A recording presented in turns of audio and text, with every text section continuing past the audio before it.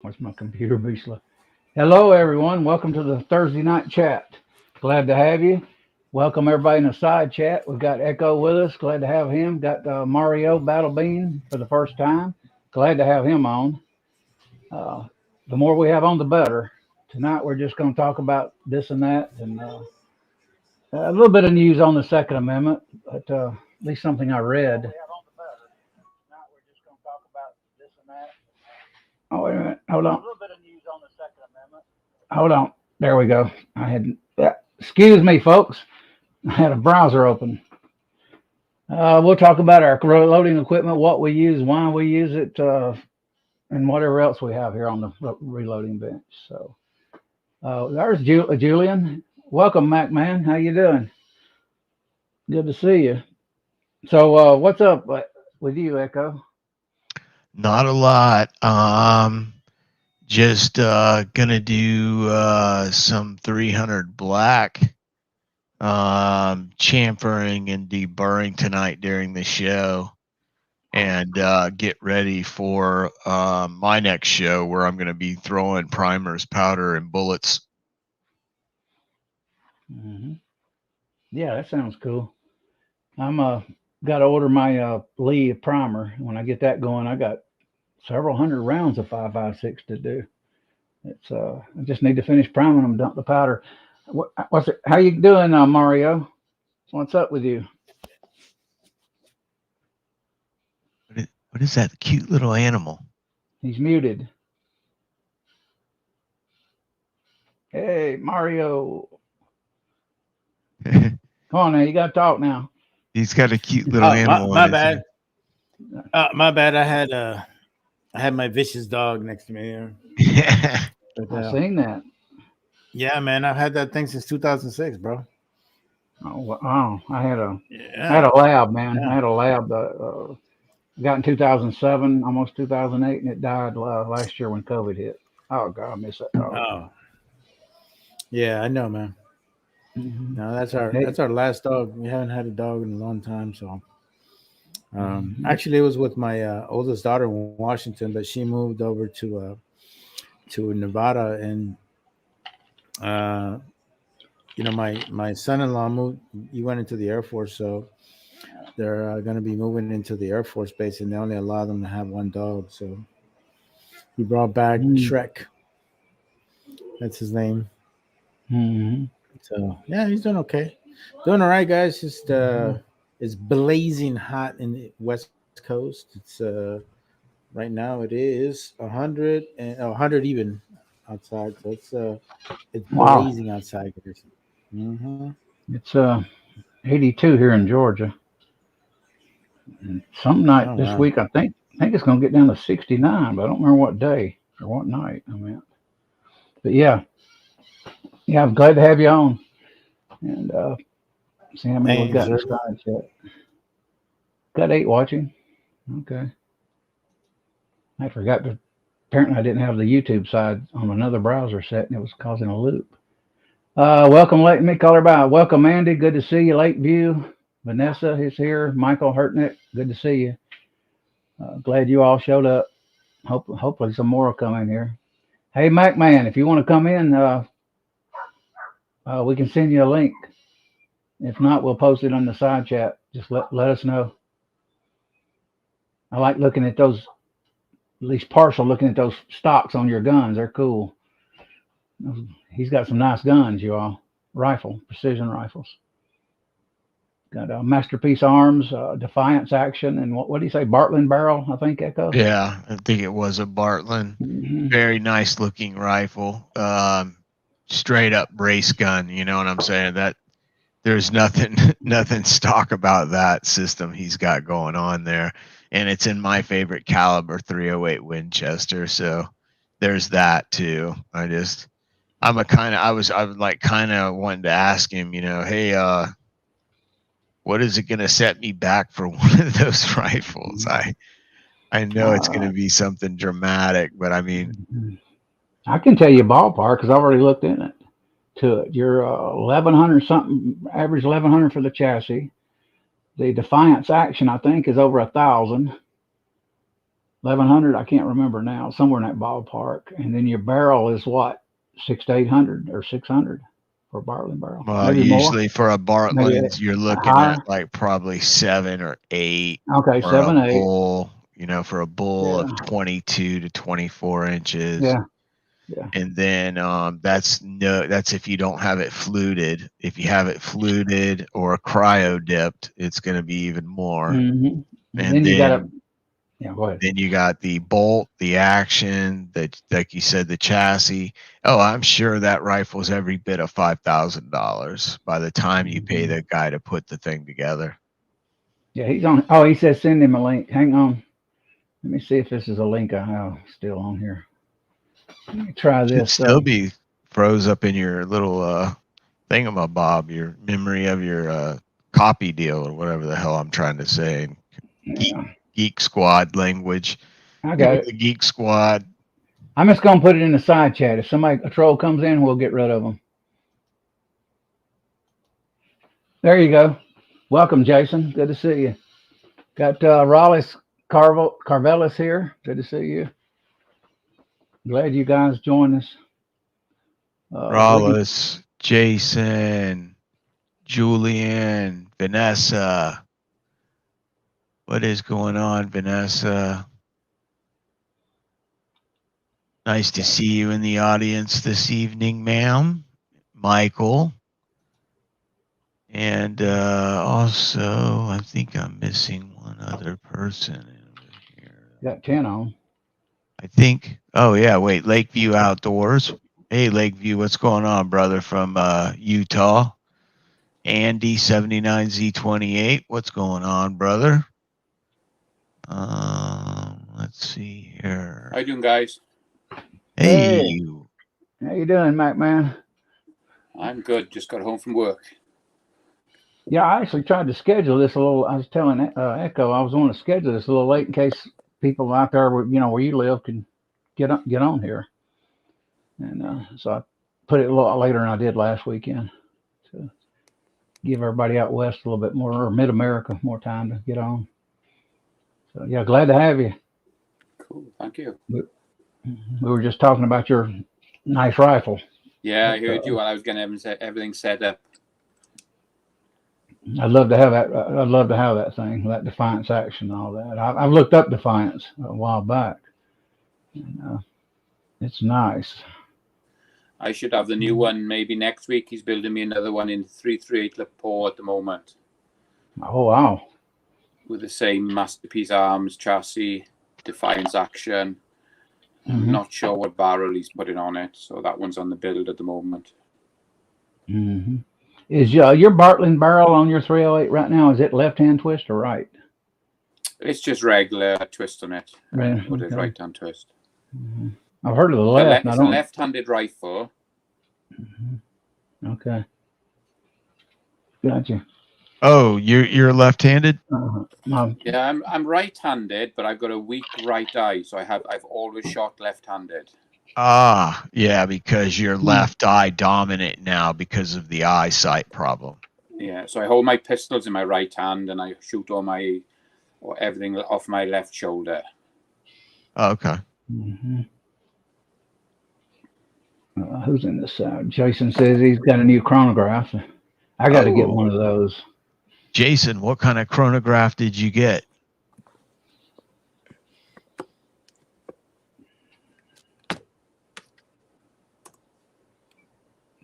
Yeah, I'd like to put me a rifle, Julian, together eventually. But boy, right now I got a roof to put on and a few other things to do. Pay some credit cards off, and it's all priority in it. Yeah, and I want one bad. I had manufacturers. I had a Tika Tac 308 24-inch barrel, and unfortunately I sold it. And I wish I still had it. And had a pretty good time. You've got a Mac. You've got a guy there in Arizona that's doing all this for you, right? Yeah, he's only about 40 minutes from me. The guy is called Phoenix Firearms. Guy called Keith. Okay. Yeah, he's a good guy. He's built 3 for me so far, and he's building my 4th one now. Awesome. That's awesome. Yeah, I'm thinking about I was thinking about rebarreling my Ruger Precision, but now I'm thinking about just going ahead and buying a complete system, this custom built from the ground up. There goes the money. Well, there goes the money, but I want something that'll put tiny little holes in paper at far away. Yeah, I don't blame you. Me too. I mean, my Ruger would probably do it, but if you feel the action on one of those guns, there's just no comparison between that and a factory action. Even one that's been slicked up, you're just not going to get that kind of. I mean, you get what you pay for, of course. You know, if you're spending over $1,000 for an action, just for the action itself, and then then another $300 to $700 for a bolt, you're going to get what you pay for. Well, when you buy those Defiance actions, they come with a bolt. Oh, they do. So it's an entire, so they hand fit the bolt to the action. Yeah, it's all matched. So when you buy Defiance action, I think they're around anywhere from $1,200 to $1,500. You get a bolt as well. Okay.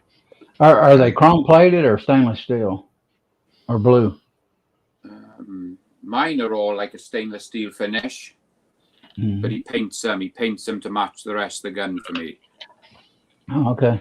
I've gone for, on this build I'm doing now on the 338. It's going to be like a bronze tiger stripe. So we got hold of Masterpiece Arms and got the paint code, so he's painting the barrel and the action and everything all in the base color of the bronze, so it'll all match up with the stock. Oh, that'll look sweet. Is he Cerakoting it?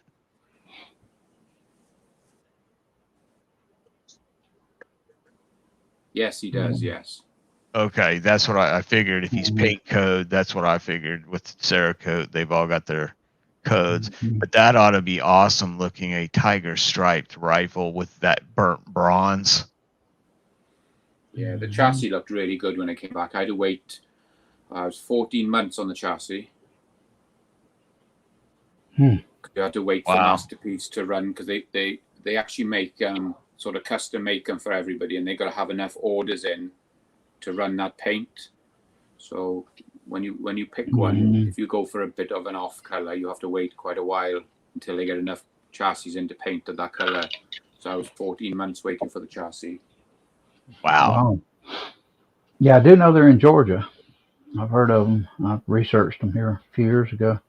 I hadn't looked at their prices lately, but a while back I did. I'd like to have one. Better to me than what is it, MDT? Yeah, MDT. I think they're about $400, $500 for theirs. So what you've been doing, Mario? Do you reload, right? Yes, I reload. I haven't had a chance to do much because all my reloading equipment's in my garage and it's blazing hot right now here in the West Coast. So I don't have a air conditioner or nothing in there. If not, I would be reloading a lot more often. But yeah, usually once it starts getting in the in the 80s, and I start getting myself back into it. But what I do is I usually make a lot of my ammo during the winter time, so I have enough during the summer to shoot stuff. But yeah, it's interesting. I really enjoy the hobby. It's just it's really good for your PTSD. I tell you that much, because you totally forget about everything else and you just focus on what you're doing there. And yeah, so it's been very therapeutic, if you want to say it that way. Really just enjoy it, and I really like the fact that you make yourself more self-sufficient than anything else. So that's the aspect that I like about reloading. And another aspect that I really like is that we have really good community here where everybody shares our knowledges of what they're doing right or wrong and how we can better ourselves. So it's been a good experience so far. Good. Yeah. Do you shoot AR-15s or precision rifles at all? I only have AR-15s. don't really mess with precision stuff. You know, I just even though I live in the West Coast, I mean, I can an hour and a half away. I got the Mojave Desert, but I just it hasn't hit me. But I know that once you go in that rabbit hole, ooh Lord, just like reloading, you can't get out of it. Yeah, I know. It about put me in a poorhouse. I'm doing a refi on my house. Actually, got it going through. So everything's going to be paid off credit cards. But I say here, I think I bought this stuff over a period of 5 years. I'd buy something maybe on back in the days when Brownells didn't have tax. And they'd have sales, 20, 30, $40 off a percent. I'd buy up 2 or 3, 500, sometimes $500 worth of stuff. Then I'd pay the credit card off. Then I'd see something else I want. And I kept buying and buying and buying. I didn't think I was ever going to get to where I wanted to be. And finally I did.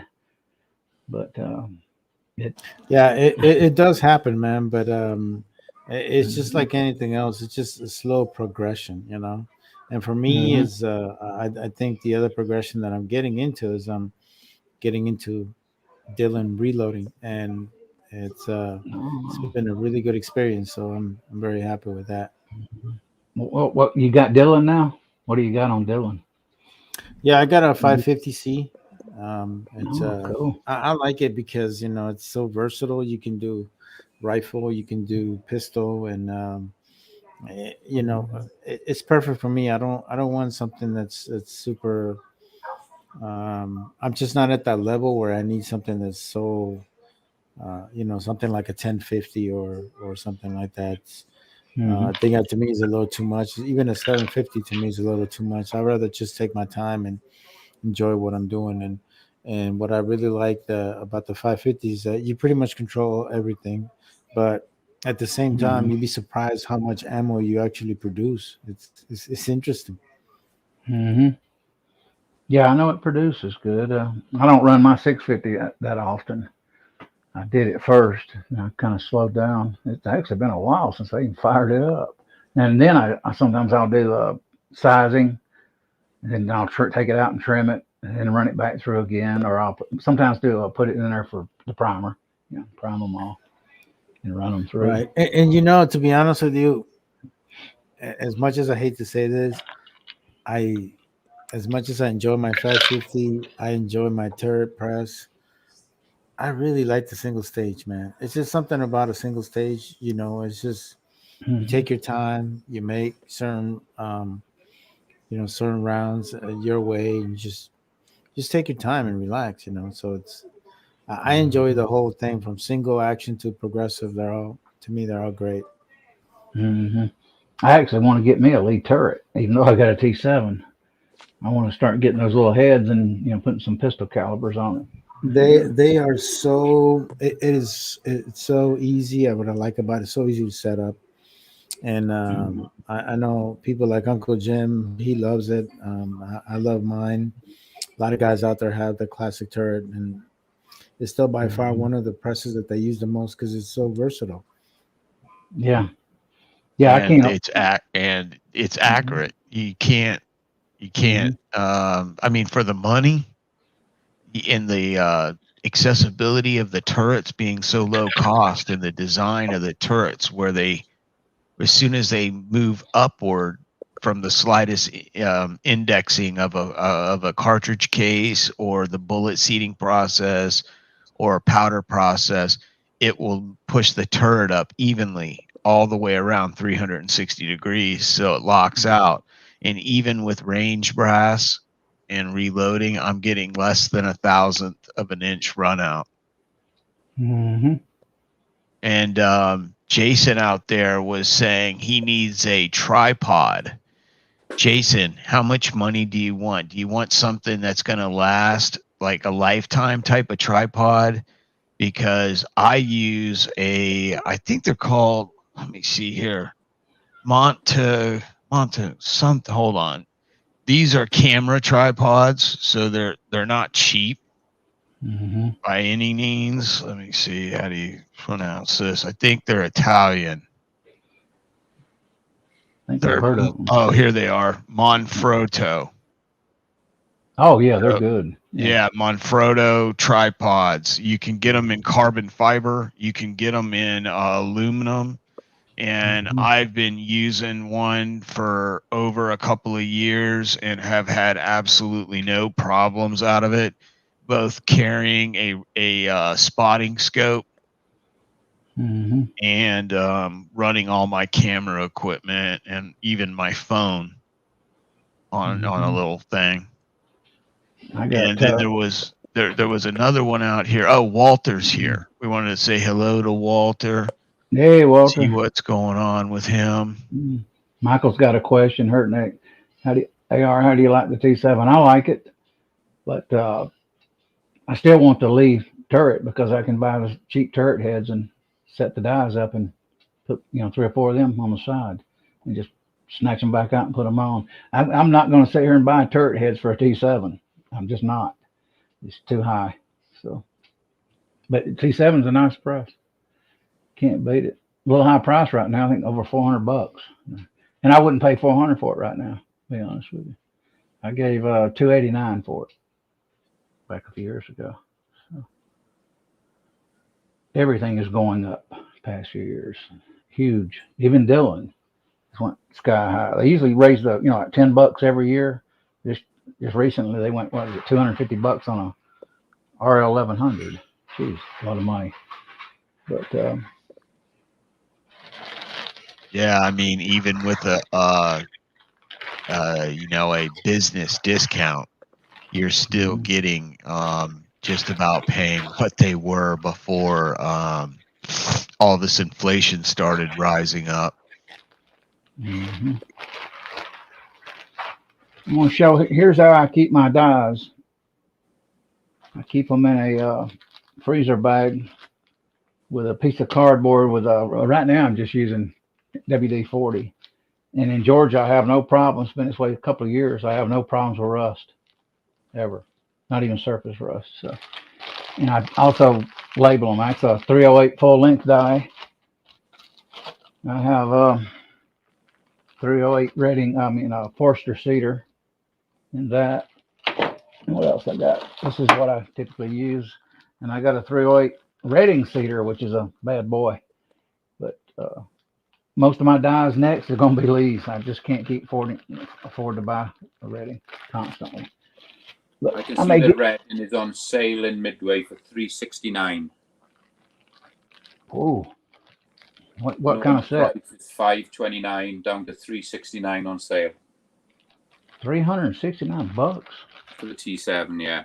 Oh, okay. Yes. Oh, yeah. It has went up. Yeah. Okay, quite a bit.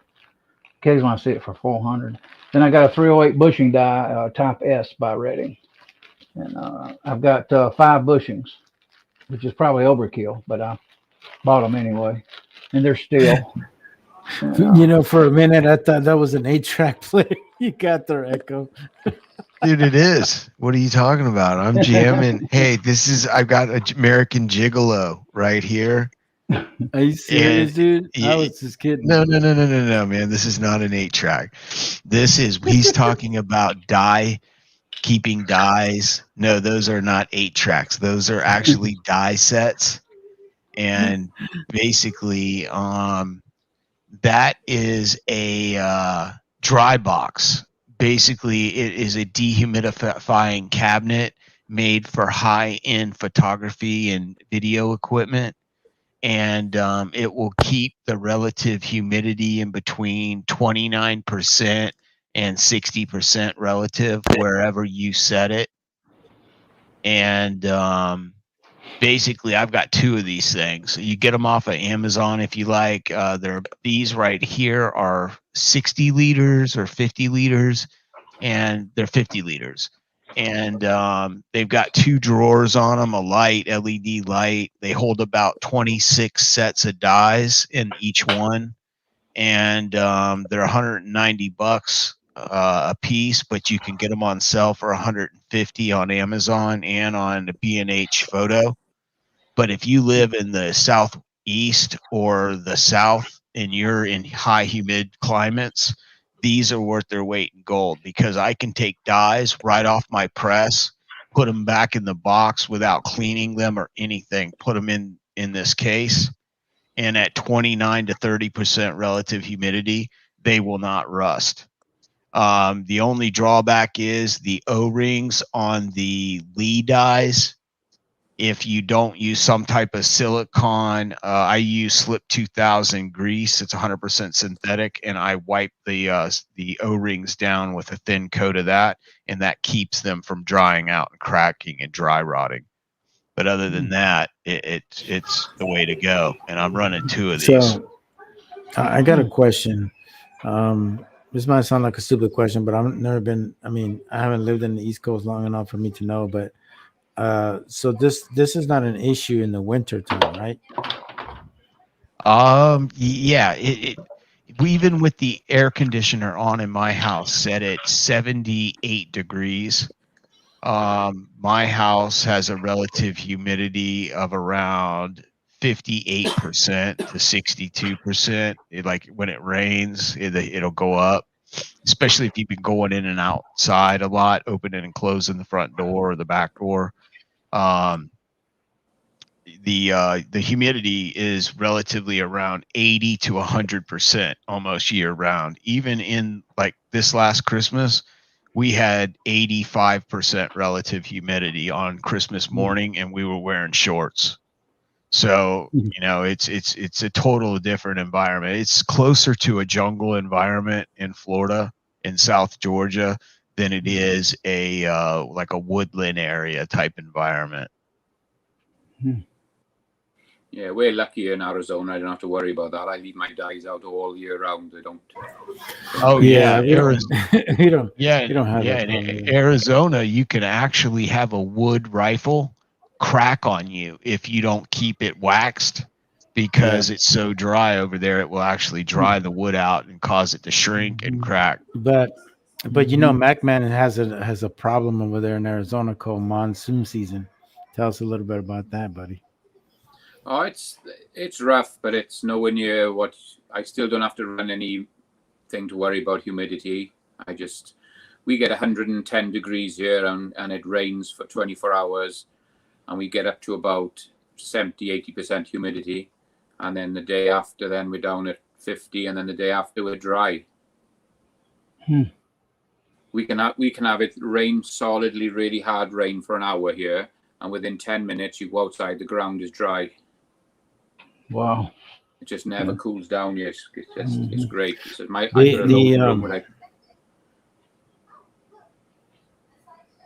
Go on. No, I said that the only thing I don't like about the Mojave Desert in general is that when it gets it gets so much water, the ground in the desert, it doesn't absorb it all. So you have like this big old wave of water coming down, man. It is scary as hell. You're like, what the hell is that? Flash floods. Echo, what do you use on O-rings? You said silicone. I mean, not silicone. I use Slip 2000. I'm a big fan of Slip 2000. It's a pure synthetic type of oil and lubricant, and basically they make various different weights of it. They've got real thin, what they call their extreme weapons lubricant, and I think it's called EWL. They also have the grease that is probably like a 50 weight, because it's a pure synthetic grease, and I use that on all my bearing surfaces on my AR-15 bolt carriers. And then I'll use a thin weight on the actual gas rings, and then I'll rub a little bit of that up onto the bolt body on its bearing surface right in the middle where it has that hump. And then I will use a little bit of the grease on my AR-15 spring, the O-ring, and the polymer center post in there. And that's about all I do to lube my AR-15. And I've never had a problem with it jamming or anything, you know, and I run it in basically in a swamp-like environment with salt all day, you know, sometimes all day long. Right. Mm-hmm. Here's something I'm using, and I've been using it for years. I got it originally on Midway, and now you can get it in Harbor Freight, and it's I could zoom in, but I don't know. Let's see. It's Super Lube synthetic grease. It's clear. It's USDA authorized. Who cares? Excellent dielectric grease, impervious to salt. You know what I'm saying? To salt water. Highly lubricious, clear, and non-toxic. I used that for years, and then I started doing fuel injectors on my sports car. So I bought this for O-rings. Super Lube. It's a kind of liquid, but it's clear. And I put it on a lot of stuff, not just the O-rings, but anything rubber. And so I started using it in this Super Lube. And this I won from you a few years ago on Highboy. I don't know if you remember that, but you sent it to me. Yeah, a long time ago. Only thing I've ever won, actually, that I can think of online. So let me get off me. There we go. But this you can get at Harbor Freight for like $6. I think I paid $9, $10 for it 10 years ago or 8 years ago. I don't even remember. It's been a long, long time. And I'm still using it. It's good on ARs, and it's not gunky. But the O-ring lube, man, it's to me, it's just, and it's the same thing, dielectric. It's up to 392 degrees, and I think the grease is up to 450 degrees and minus 45 degrees. So it's really, I really like this because it's clear and it's clean, and it's not gunky and thick like most greases. So I use it on ARs All too. right. Somewhat. So. Hey, MacMan, I got a question for you. Yeah. How far are you from Dylan from your house? Not far enough. About 50 minutes. Oh, yeah. That's not bad, huh? Hey, at least you save yourself on shipping, buddy. Yeah, I know that, but it just... One thing I hate about Dylan. Yeah, one thing I do hate about Dylan, their shipping fees are stupid ridiculous, man. Like I don't even understand why they charge so much for shipping. You know, I've seen Midway and all these other places, they don't charge like that, you know. Mm-hmm. Got There's a lot more weight here. Press, though, isn't there? Uncle Jim, what is going on? Oh my God, my brown brother. Who else we got in here? I was going to ask you, Echo. I processed a load of 300 blackout over the weekend, and I put a couple of videos on I run them through my 1050 auto.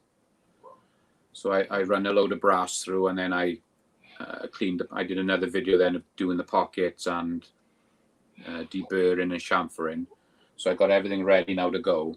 So I've just ordered a NOE mold for a 225 grain bullet. So what do you do use for flaring the necks? Because obviously I'm gonna have to flare the necks to do cast bullets. So what dye do you use for that?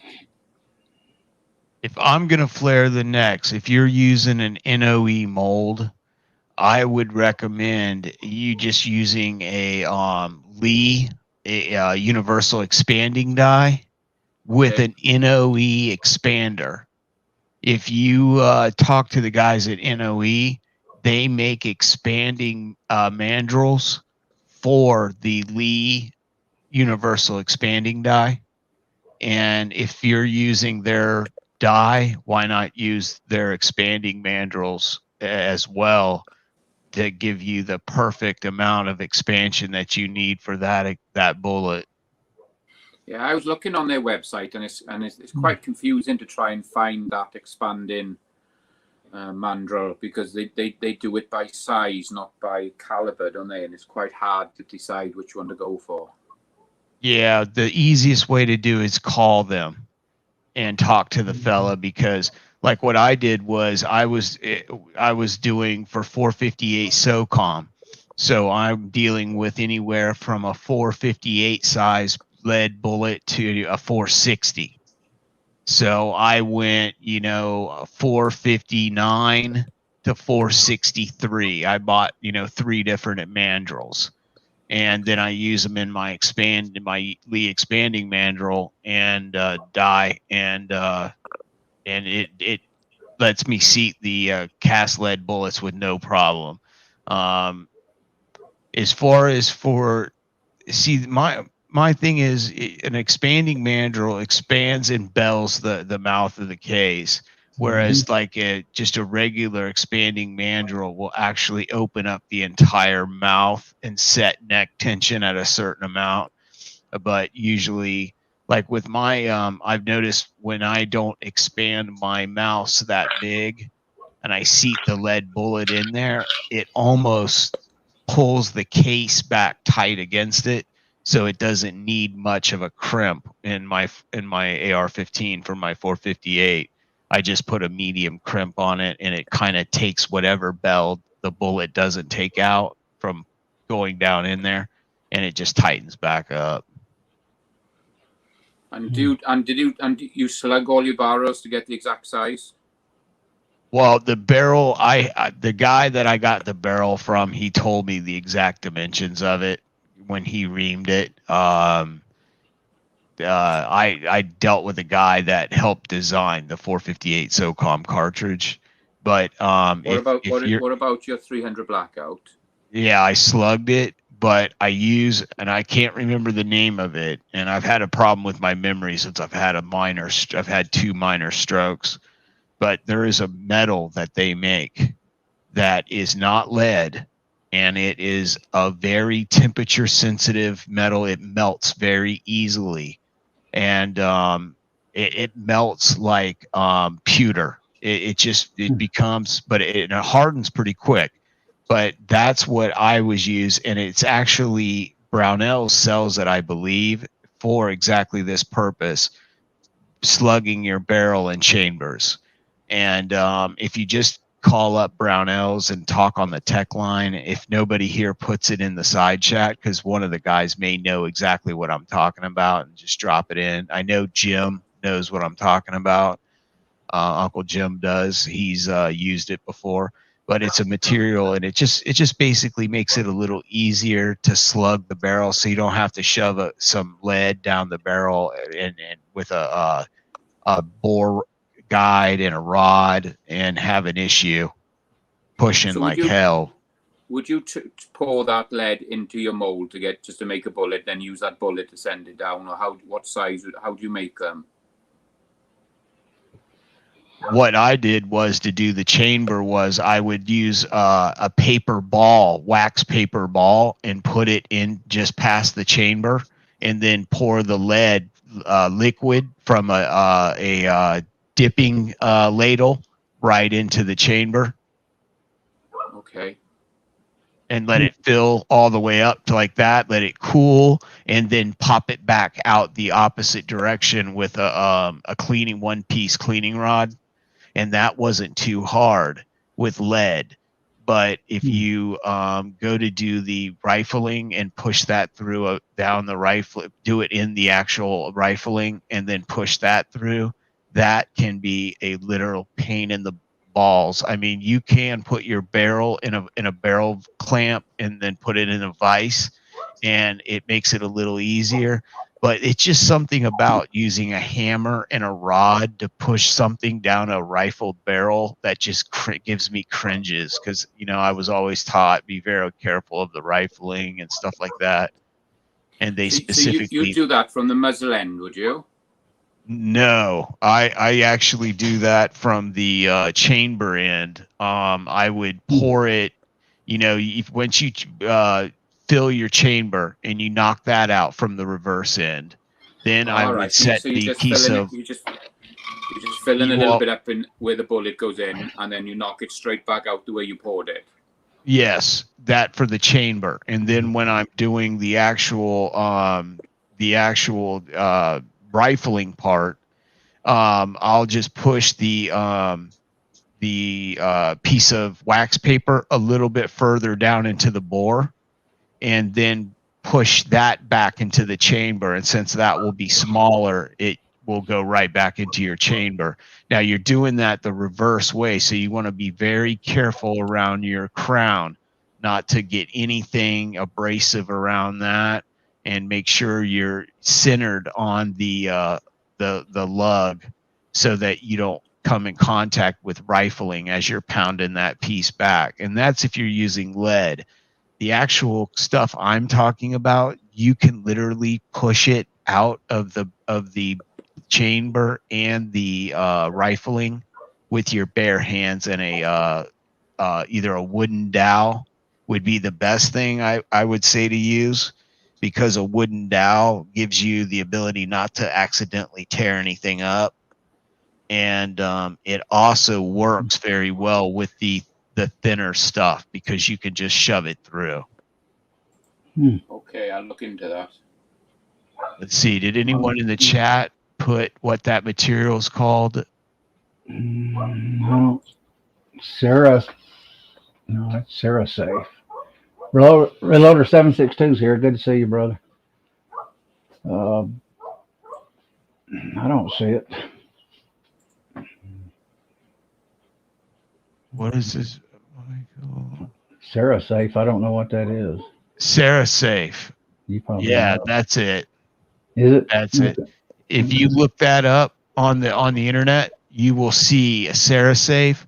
It's basically it's a metal alloy, and it melts at very low temperatures. So it's not as hard when it hardens and as solid as lead. So it's easier to push through the bore and chambers. Michael Hurtnick wants your channel name, MacMan. Yeah, I'm just under. It's just MacMan, but I'm just trying to find it now to go in here and get a link. Because there's other what people got MacMan and there as well. So I'm just going to try and find it now and post a link. Okay. Yeah, you're a. Have I got you a moderator where you can post a link? Let me look. I think you did it last time, but you might have taken it off. I'm not sure. No, you still are. I think Yeah, if you're a moderator, you should still be one. Yeah, you're fine.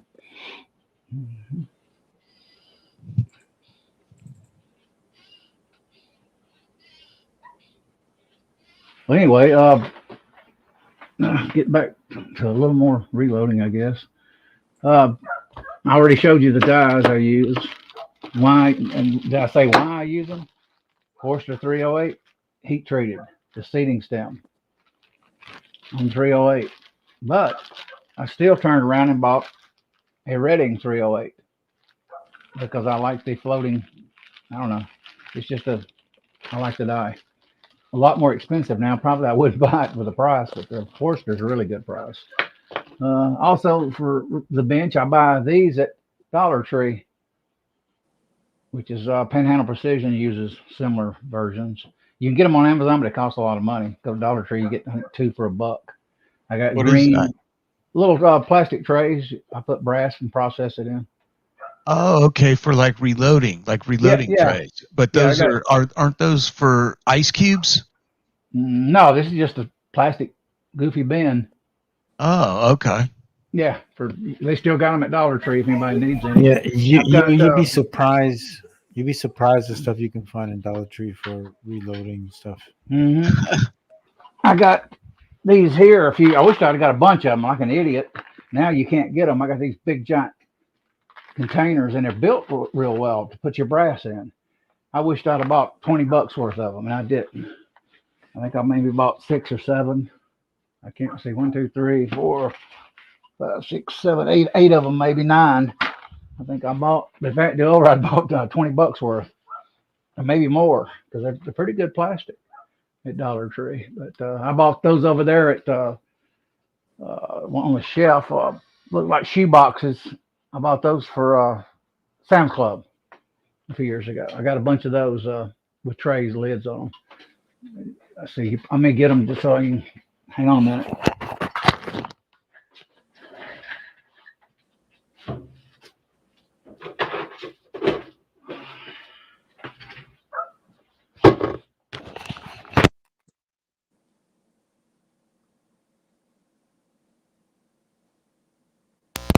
crazy cord. I bought a bunch of these. Yeah. Dude, you know what's cool about your area, man? You can wash your clothes and at the same time reload. How cool is that? Yeah, you see that? Yeah. I'm eventually. I'm thinking about closing my two-car garage in and making a reloading room out there. Thinking about it. But yeah, it is. I usually close that. I was going to put up a curtainer, which I could, and I still may do it to block that. But actually, this is a pretty big room. This is like a 11 by 11. I used to rent this room out here for to a guy with a twin bed at one time. Wow. So yeah, it's actually a little bit bigger than one of my third bedrooms. But yeah, it's the only thing I had, so I built it, and I got air conditioning somewhat. Not that strong in here, but it does keep me cool enough to work. And if I do the garage, I'm going to run. I bought a half-ton larger system back in 2012. I'm going to run 2 vents out there in the garage where my reloading room will be AC in it and a heat pump. So I have heat and air out there. I can't work in a hot garage, not at my age anyway. I don't. Me neither, man. Hey, man. After 3 deployments to Iraq, do you think I want to be getting hot and bothered? Nope. Yeah, I don't blame you. I can't handle heat like I used to could when I was younger. Really gets to me. I was going to ask you, what's that gauge that you have on your RCBS? That What's that for? Yeah, that is Reading 223 instant indicator. I have that, and that shows headspace. And I have the competition shell holders for 223 and 308. I would like to have, let's see, if I ever get 6.5 Creedmoor, I may get another one, but I doubt it. I've got 2 of them, and that's all I can afford. They were over $300, I think, close to it, just for those 2 years ago. Mm-hmm. Yeah, I keep those in the shell holders. I typically 223. I use them because it's really fast to bump them back, and I can also bump it to where I want it too. But there's cheaper ways. A lot of people use the Hornady, which I do too. I have the same Hornady kit. Echo uses it. Oh, okay. Comparator. You're just as good with comparator.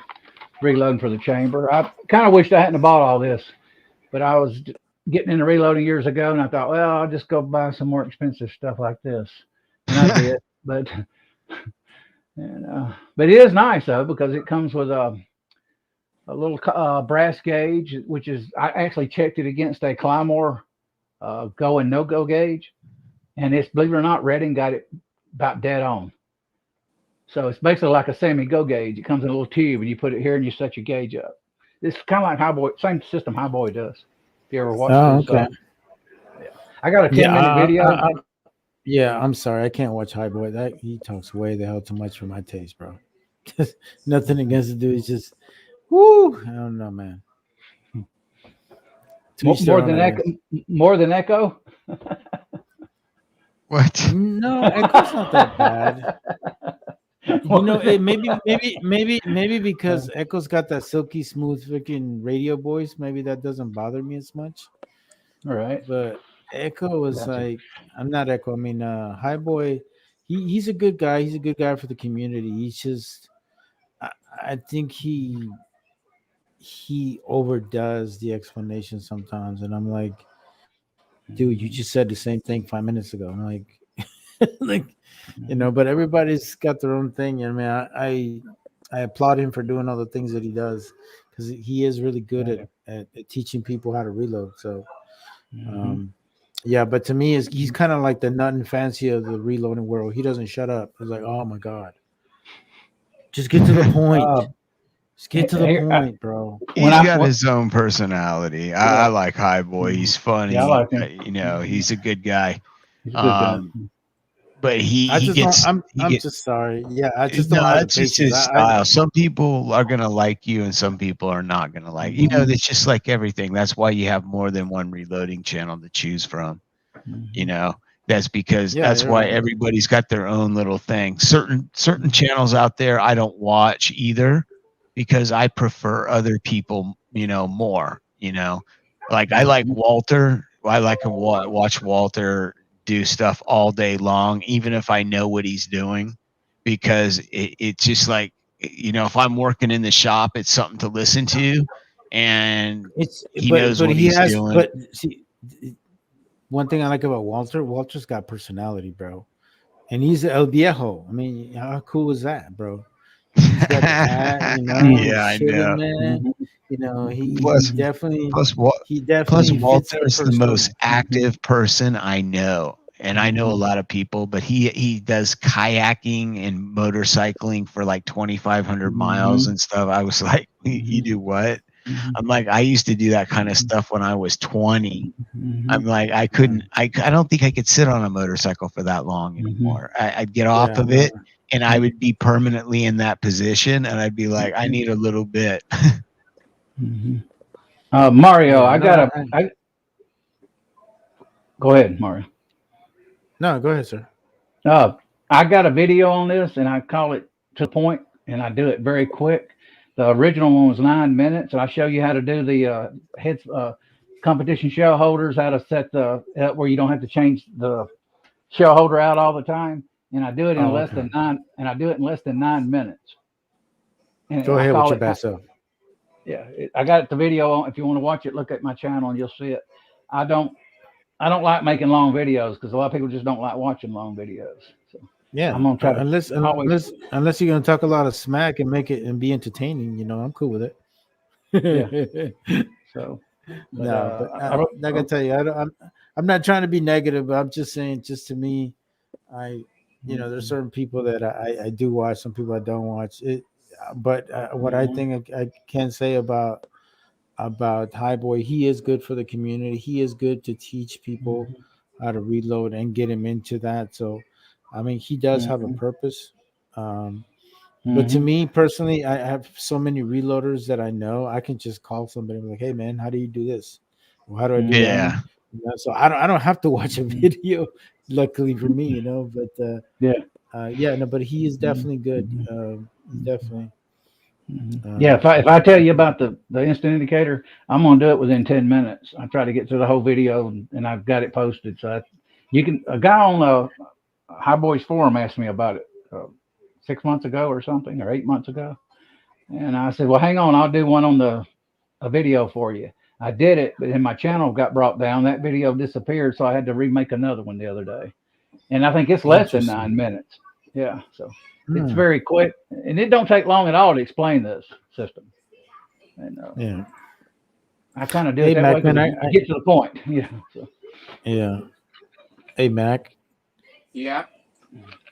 What type of Dillons do you have, sir? I got 3 650s and a 1050 fully auto. Holy smokes, bro! You ain't messing around. He's smoking. Woo wee! So you got the three. Man, there's a 3. That is amazing. 3 650s and then my 1050 over there, fully auto on a.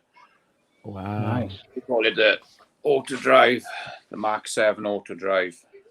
Oh, you bought that, huh? Man, that's fancy, bro. That is nice. I'd love to have the RL 1100. So let me ask you something. What do you use that mostly for? Is that for a rifle or pistol? The 1050? Yeah. I use it just for processing brass. I don't load. Oh, really? Therefore, interesting. I'll get all my brass in there, and I'll change the dies out, and I'll run 3,000-4,000 9mm through there, and it'll deprime it, size it, and then flare the end and everything. So it's everything. So when I go to reload, all I got to do then is, if I'm going to do it on my other 650, then I just run it through and it just prime it, powder, bullet, and away to go. Wow, that's cool though, man. I use it for doing all my that is nice brass. I'll do my 223 in there. I'll do my 300 blackout, and then I'll do my conversion of 223 to 300 blackout. And I actually posted a video this week of me running some 300 blackout and then converting 223 to 300 blackout. There's a small video I did on my channel as well. I posted the weekend. Okay, I'll definitely check it out, sir. That's a beautiful setup you got. My channel. Michael, I don't want. I won't sell anything. My dies are instant indicator or anything. So I guess that's what you're asking. My 223 instant indicator. So, and then anybody have the Charge Master Light? Dipping, you can dip fast. So Charge Masters they're steady. They're not fast. To me, I'm okay because I don't want to go fast reloading. Plus, you can walk away from it, and if you have more than one, you can go pretty fast if you have a turret or something like that set up.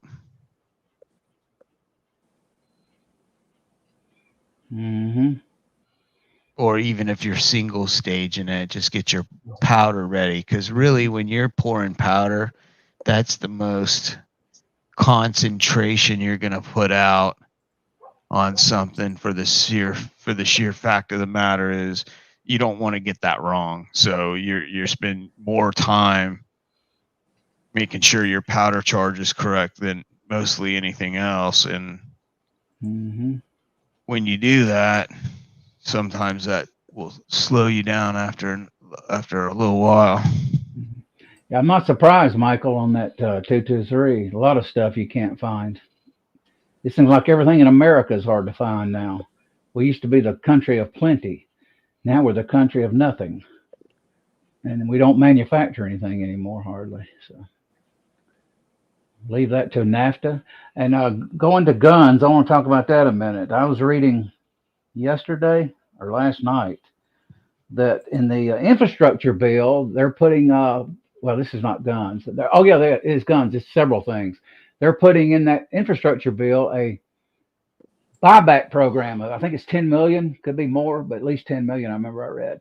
So they want to do a gun buyback in there. I guess if he ends up signing after the midterms, maybe a gun confiscation plan or buyback. That way you'll voluntarily turn it in, or what I mean, sign maybe a form saying, "Oh, I'm outlawing AR-15s." Who knows what he's going to do? I don't think he knows what he's going to do.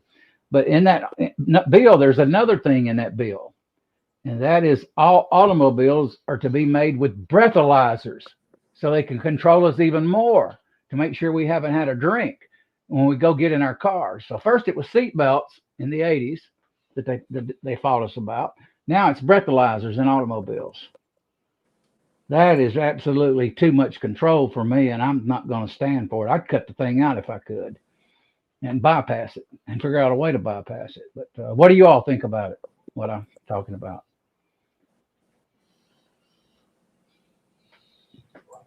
I honestly think that eventually all this stuff is going to come bite them in the butt. I think people are starting to realize that there's just too much. There's just too much control, man. And do you really want to give that much control to everyone? It's not something that I thought this was the land of the free, and people should have individual rights, but it's just getting ridiculous, man. And I think eventually it's just going to come bite them in the ass, but we soon find out. Yeah, I think politically, before Rush Limbaugh died, he predicted Democrats would overreach and mess up. So he's predicted it too. But I mean, they're really overreaching when they do gun control, gun things. And trouble is, I don't think gun control will pass. So anything he would do would have to be a executive order, and according to him, he can't do it. He said constitutionally.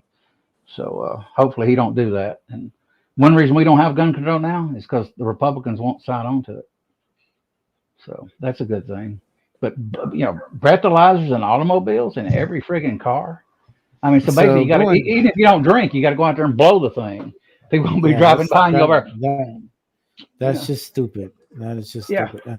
You guys want to know exactly why I don't like being hot? Let me show you guys. Could you guys blow me up real quick?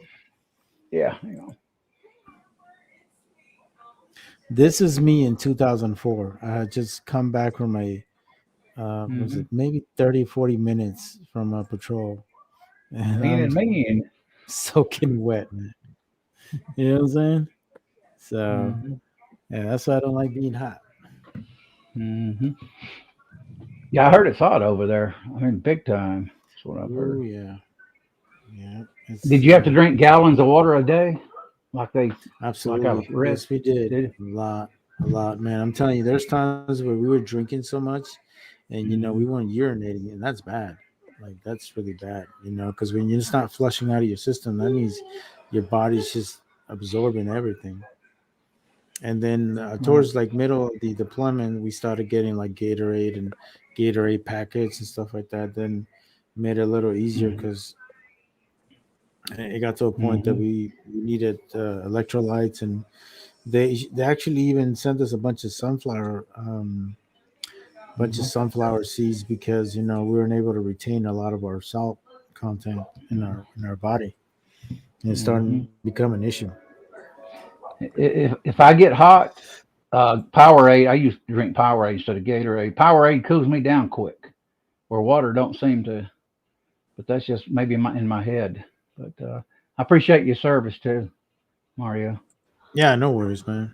All you guys are bad as a ball in what you do. Risk your lives over there. And, it's a noble thing. So, what else we got going here? Click on some things. What do you think, Echo? You gonna comment about the breathalyzers and the gun control and the infrastructure bill? That's just stupid. I mean, come on. Who the hell is going to go out and look at a brand new like $20,000 car or $40,000 pickup and be like, yeah, I'm going to pay full price for it, and thanks for taking my damn rights to what is that, self-incrimination? I'd be like, keep that piece of shit. I'm going right over and I'm buying a used truck a year before they put these in. And you watch all these companies that manufacture cars, if they start doing that, their sales are just going to completely drop off for that year where they start doing that. And I would suggest probably maybe the new kids starting to drive would accept it just because they want to get behind the wheel and, type of thing. But I don't see that helping the automotive industry out at all. And I see eventually another bailout coming because that's going to cause them to just basically impale themselves on their own swords. Yeah, I agree. I think they'll end up going bankrupt or trying to get another government bailout. And it'll be, oh, you all did this to us. We need money. Give us money. Please give us money. And then, after spending billions, if not trillions of dollars, they'll end up bailing out all the automotive companies. And then they'll another president down the road will take that law and just do away with it. Or the Senate or the House or whenever somebody with their right mind gets a hold of it, it'll be like, well, this was absolutely retarded. This didn't do anything for anyone except cause huge businesses to go bankrupt, and they employ hundreds of thousands of American workers. So yeah, there's that. Yeah, they're trying to take the whole country to, like California. Well, no. What it is every Democrat and Republican, I say it for both because both parties are equal of doing this. They want to, for some reason, it's the year of the special interest group. And it's like, if you worried about people the way you worried about these special interest groups, you wouldn't have all these problems in this country.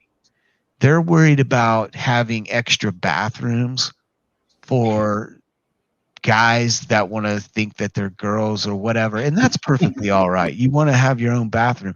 But I say, why not have these people that have these special interests or these special needs, why not they get money to fund bathrooms for themselves?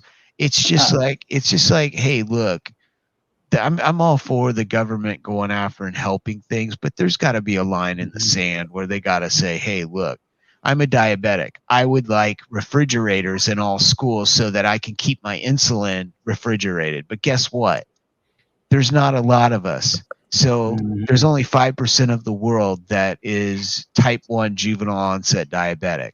5% is not enough to justify spending millions of dollars putting little portable refrigerators in every classroom in every school. Sorry, it's not. And I'm somebody that could would you know, like to see kids benefit from it, because I never had that. You know, but I worked around it. I used Ziploc bags and air conditioner vents, and also teacher's lounge. You know, there's other stuff you can do. I just think that if you're going to be spending money, you need to spend it in the right things that'll do the most amount of good for people without trampling their constitutional rights. You know, that's where I'm at with it. I'm like, we need a more constant. Yes. That makes too much sense. Stop it. I know, right? I want to say, I'll say this, and I'm not going to get into politics. I'll say it like Ronald Reagan used to say. He said, there's simple answers to simple problems. If you got balls, go to the men's restroom. If you don't have balls, go to the girls. You know, honestly, man, I think regardless of what, you know, our differences or whatever, we are very similar if you just sit down and talk. But the problem that's gotten is that we can't have a simple conversation and agree or disagree, but let's be friends. We can't do that anymore. Why is that?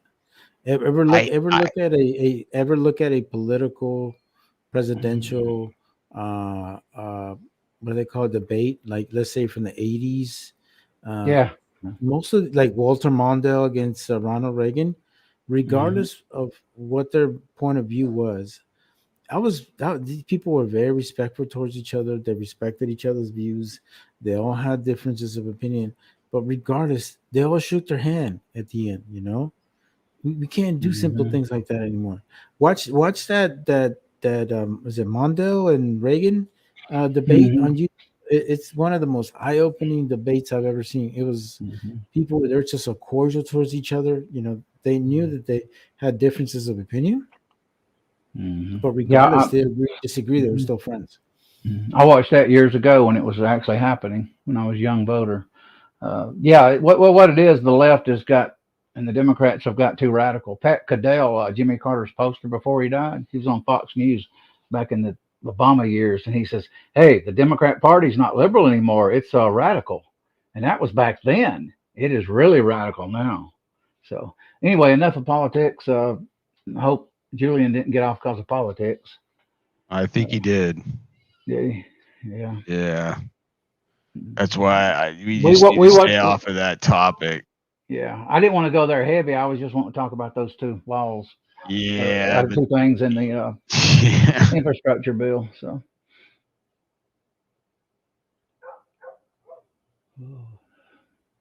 sorry, man. I hope you didn't go away because of that. If not, we'll keep the politics limited. I don't really care. I wanted to mention those two bills that was in the infrastructure thing.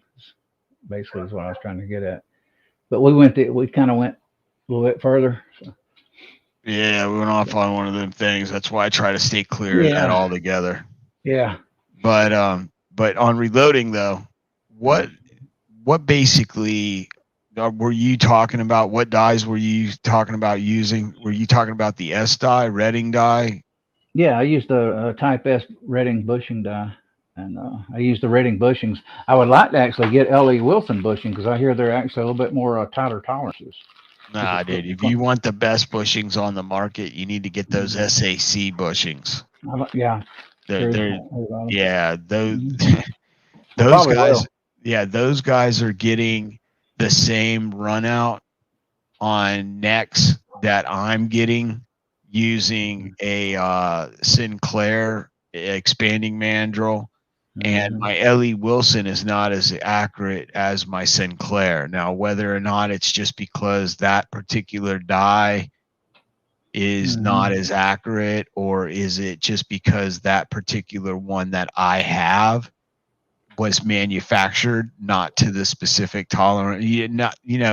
Maybe it's a little off, is basically what I'm saying. But it still holds within 1,000th to 1,000th and a half. So it's still decent. It's just not as accurate as the Sinclair one. But I would use either of them, and you know, if I had to do what I'm doing, because either of them do the job. It's just that in my personal experience, the Sinclair does a little better job than I keep forgetting the name of the that CS or whatever you're talking about. That new company. Every time I turn around, I forget about it. SAC. I don't know what it stands for, but yeah, those products are custom made, and the guys that make those have been messing around with this product for a while, because everything I've read about them is supposed to be really nice. Now, I physically have never put my hands on them because they're expensive, and I don't use bushings. I use basically a cheaper way to go, because even if you buy the stock bushings that Hornady or Redding sell, you're looking at $20 to $30 a bushing, and I don't want to spend that kind of money. Basically, I bought your regular full length sizing die, a Lee, which is about, I believe it's like $16 or $18 for the one die, for the full length sizing die. And I might be a little high on that price, but I'm trying to accomplish for inflation right now. You may be able to find it somewhere a little cheaper. Go ahead. I just removed the entire decapping assembly out of it, run my brass in there, and set it with the Hornady instant indicator for headspace, and I get a measuring on it, and then I zero it, and I bump it back 4 to 5 thousandths. And once I do that, I get the die set up to do that. I run all my brass through there like that, and then I'll run it through the Sinclair expanding die with a 223 stainless steel expanding mandrel, and that expands it to 200.223 diameter. So it gives you 1,000 neck tension, because bullets, as most people know, is 2.224 for a 223 or 5.56. And so basically 1,000 neck tension, and then I will put a factory crimp on it, medium heavy, and that's the end of the story. But yeah, I get that no run out on the neck with concentricity because of that. But how are you doing with your bushing dies as far as concentricity? Oh, very tight. I don't have no problem. 1,000, half a thou, maybe less. Probably less. It's been a while, so I don't really remember. I want to say this: if I didn't really think we were that heavy into politics, but if I'm gonna run people to flip out, get out of the chat, I'm not gonna talk politics anymore then. So if Matt Man's listening, join us sometimes, man. You're always welcome. Didn't want to lose you over that discussion, so I apologize for that. I know most of us get on here, we want to get away from all that crap, so no more. That's the end of it. Reloading and guns and shooting. So all right. But so, yeah, it's a valid point, bro, and it's all good, man. We're all humans, bro. We're gonna make mistakes, and people are gonna get upset over stuff or whatever. It's understandable. I do have a question for you guys, because I'm gonna start reloading 308. I've never done it. So what are your tips? What I need to do? Talk to me, Goose. I would get you a Sinclair mandrel, like Echo, similar to what Echo does, and get it. You'll get it in probably 307, 1,000 tension. I would get a Type S bushing die personally if it was me. But that's if you want to keep and control your neck tension without wearing your brass out versus a full length die. Get the Redding Type S die. It's only like $40, $50. Well, it was 50. And the only problem is you actually got $16 or $18 for the bushing. So, you guys know Bullet Man? Yeah, Willie. Yeah, Well, Willie had his little trust, his little garage sale going on, and I picked up some RCBS dies from him on those. So he was telling me they're pretty good. So I'm just just Yeah, you'll wondering be what fine. take on is. Yeah. Yeah. Did you get So, but I 308 got a question. dice? Yeah, I did, but I have a Okay. question because it's only 2 of them, and I'm like, I never. Is that right? I mean, am I missing a Yes. die or what? No. Yeah. Basically what you'll have there is you'll have your full length sizing die, and that will be listed on there, RCBS 308 win, and it'll say FL, and it will have a decapping rod assembly with expander ball on it. You'll see that with the little tit sticking out the bottom. That's the decapping pin. Take that off. Yeah. What? Take it off. Take that part off. I would if you want good. But he's got to be able to decap. Well, see, my die I can decap without the expander ball, but Oh yeah, well, I need to yeah, decap on my because I got a rating. bunch of. Yeah, but he can't. I got a He bunch can't of. do that on Yeah. RCBS. Yeah, It's not a yeah, two-piece. Yeah, just leave that alone and set the dies up like the die book says to. Basically on RCBS, what you want to do is you want to have the decapping pin sticking down low enough to be equal with 3/4. If you take 3 25-cent pieces and hold that on the bottom of your die against the flat bottom piece, and the decapping pin should be even with that 3 stack of quarters. And that is exactly what RCBS says. That is the layman's term for the distance that it's supposed to be set up at. And if you do that, you won't have a problem, and basically tighten it up. And basically there you go. The so second die. that one die is sizes it and decaps it, correct? Yes, that one die will resize the die, resize the brass, set your mouth tension on your neck, and it will also bump your shoulder back and decap your brass. It'll knock that old primer out and get it ready for the next step, which would be priming the case, putting powder in it, and then seating the bullet, which that's what the second die is for. The second die will have a seating feature on it, and most likely it will also have a crimping feature on it. Jason. Hey, Jason, thanks for coming by, brother. I appreciate it, brother. Yeah, so the second die will set your bullet.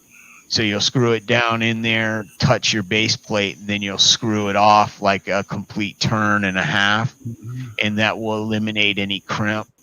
And then that'll only be bullet. And then when you run the fully charged piece of brass up with the bullet on top, you'll back the bullet seating stem back off on the inside of the die, so that once you get it down in there, you'll run it down onto the bullet till it's tight. And then once you lower the RAM in the cartridge case, you just give it another little turn and a half and basically run it up, and it'll seat that bullet the initial bit. And then you'll take case measurements after that. Either you're using case overall length, or you're using head to ogive, which would be the head of the case where the primer goes to the ogive of the bullet where it expands. Hey, welcome the man, myth, and the legend. I got to say that. What's up, Kyle? What's going on, I wouldn't Ranger? call you that. I just wanted to say, hey guys, wanted to hop in. You're supposed to say it the right way. Say it again. One more time. Say it again. Say it again. Say it the proper way. I hear those frogs. You hear the frog? Oh yeah. Yes. No. Like how are you supposed to say hey? Hey. Hey, that's more like it. I just want to drop in here and say hello. I've been watching for a minute, and I finally noticed that I had the link. So, yeah, what's you're always going on, welcome. Mr. Kyle? how you doing, Echo? I am AR, doing. Mario. Ranger. I'm doing good. We just doing our best life over here on the right coast. Yeah, I don't know how everything's going over there on the left coast. I like that way to put it. Stay in Right left The coast, right left coast. coast. That's a good expression. Yeah, it is. That's a Well, I mean, that's a it is what it marketing is. I mean, expression. well, look at the map. I mean, we're on the right. He's like Mm-hmm.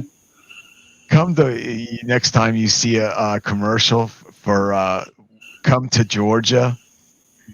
We're on the right coast. It's going to be a picture of Kyle with this beard going, we're on the See ya, right Andy. coast.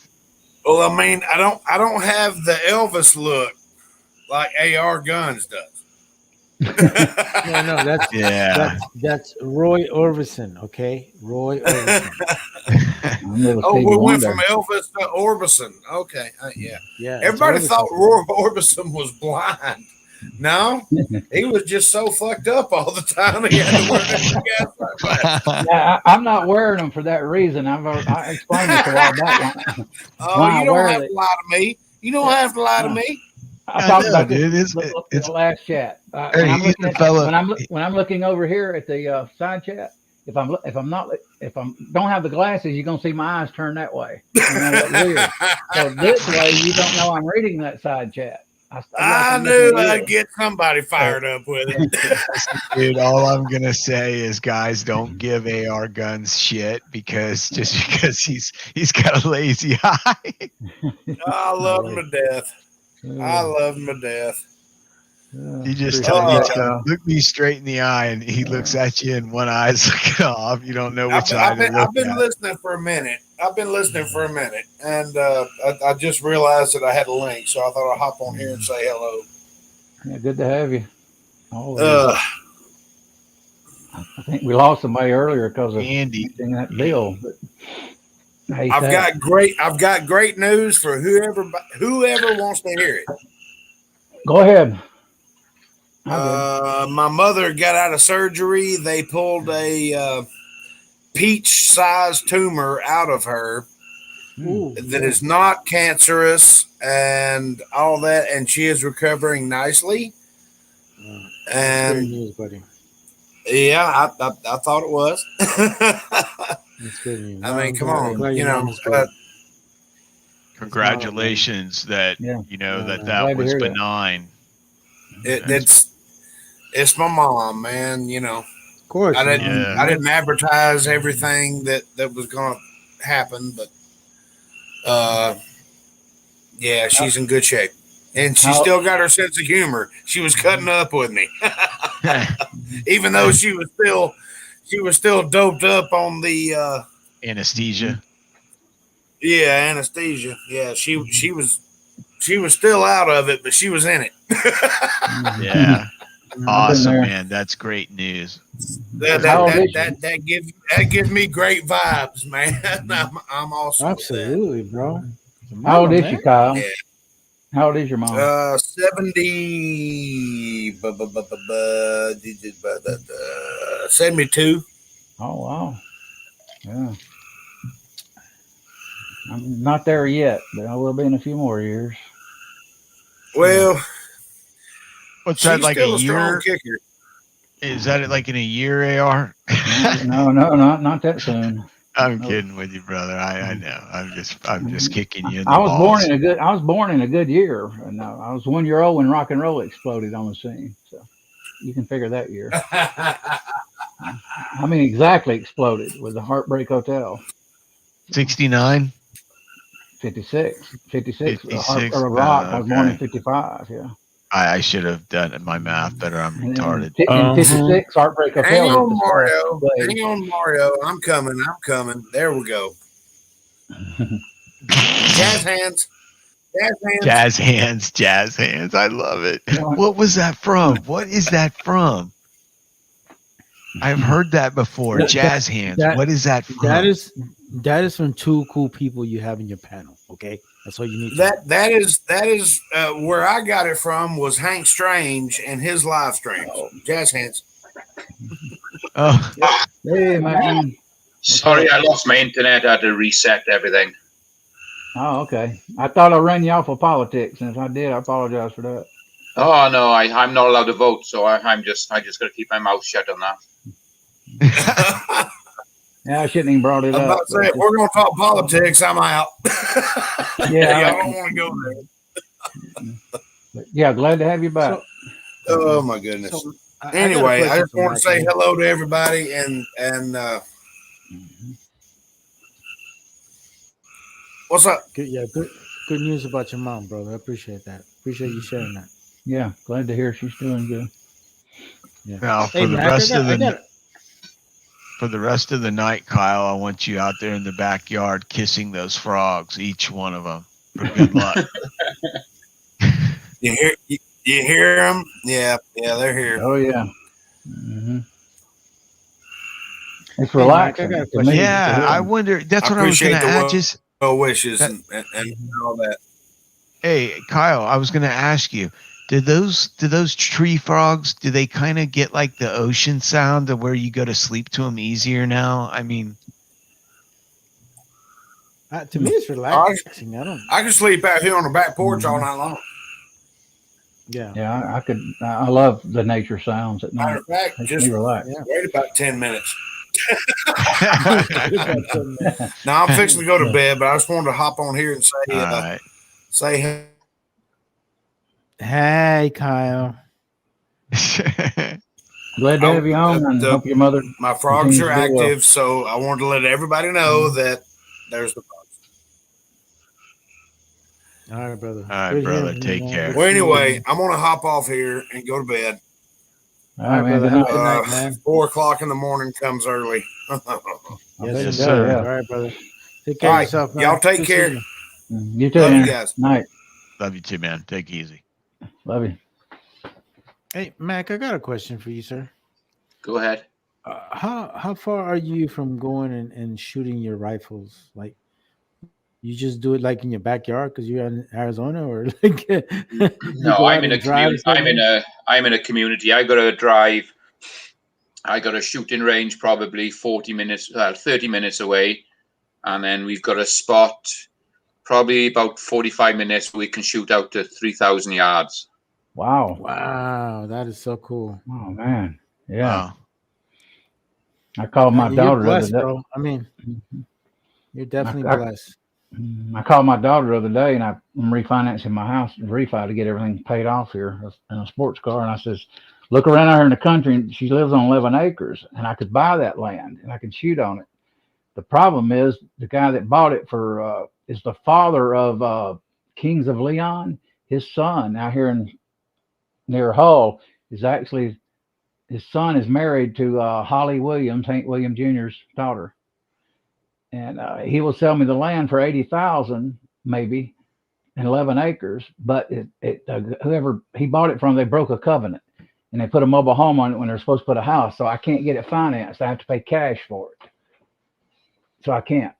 I don't think I can anyway. So, why don't you just talk to Mr. Williams, because he's still alive, Hank Jr. Bocephus, and talk to him and freaking make him an offer, and then go down to your bank, put your house up as collateral, and you could literally open a line of credit and purchase the land outright, and then make payments on that line of credit. My wife's a banker. I'm not a financial. Yeah, he's I forget his name, but he's touring with Holly. Holly's 40-something years old. She got long legs. She's not bad looking. Oh, I know.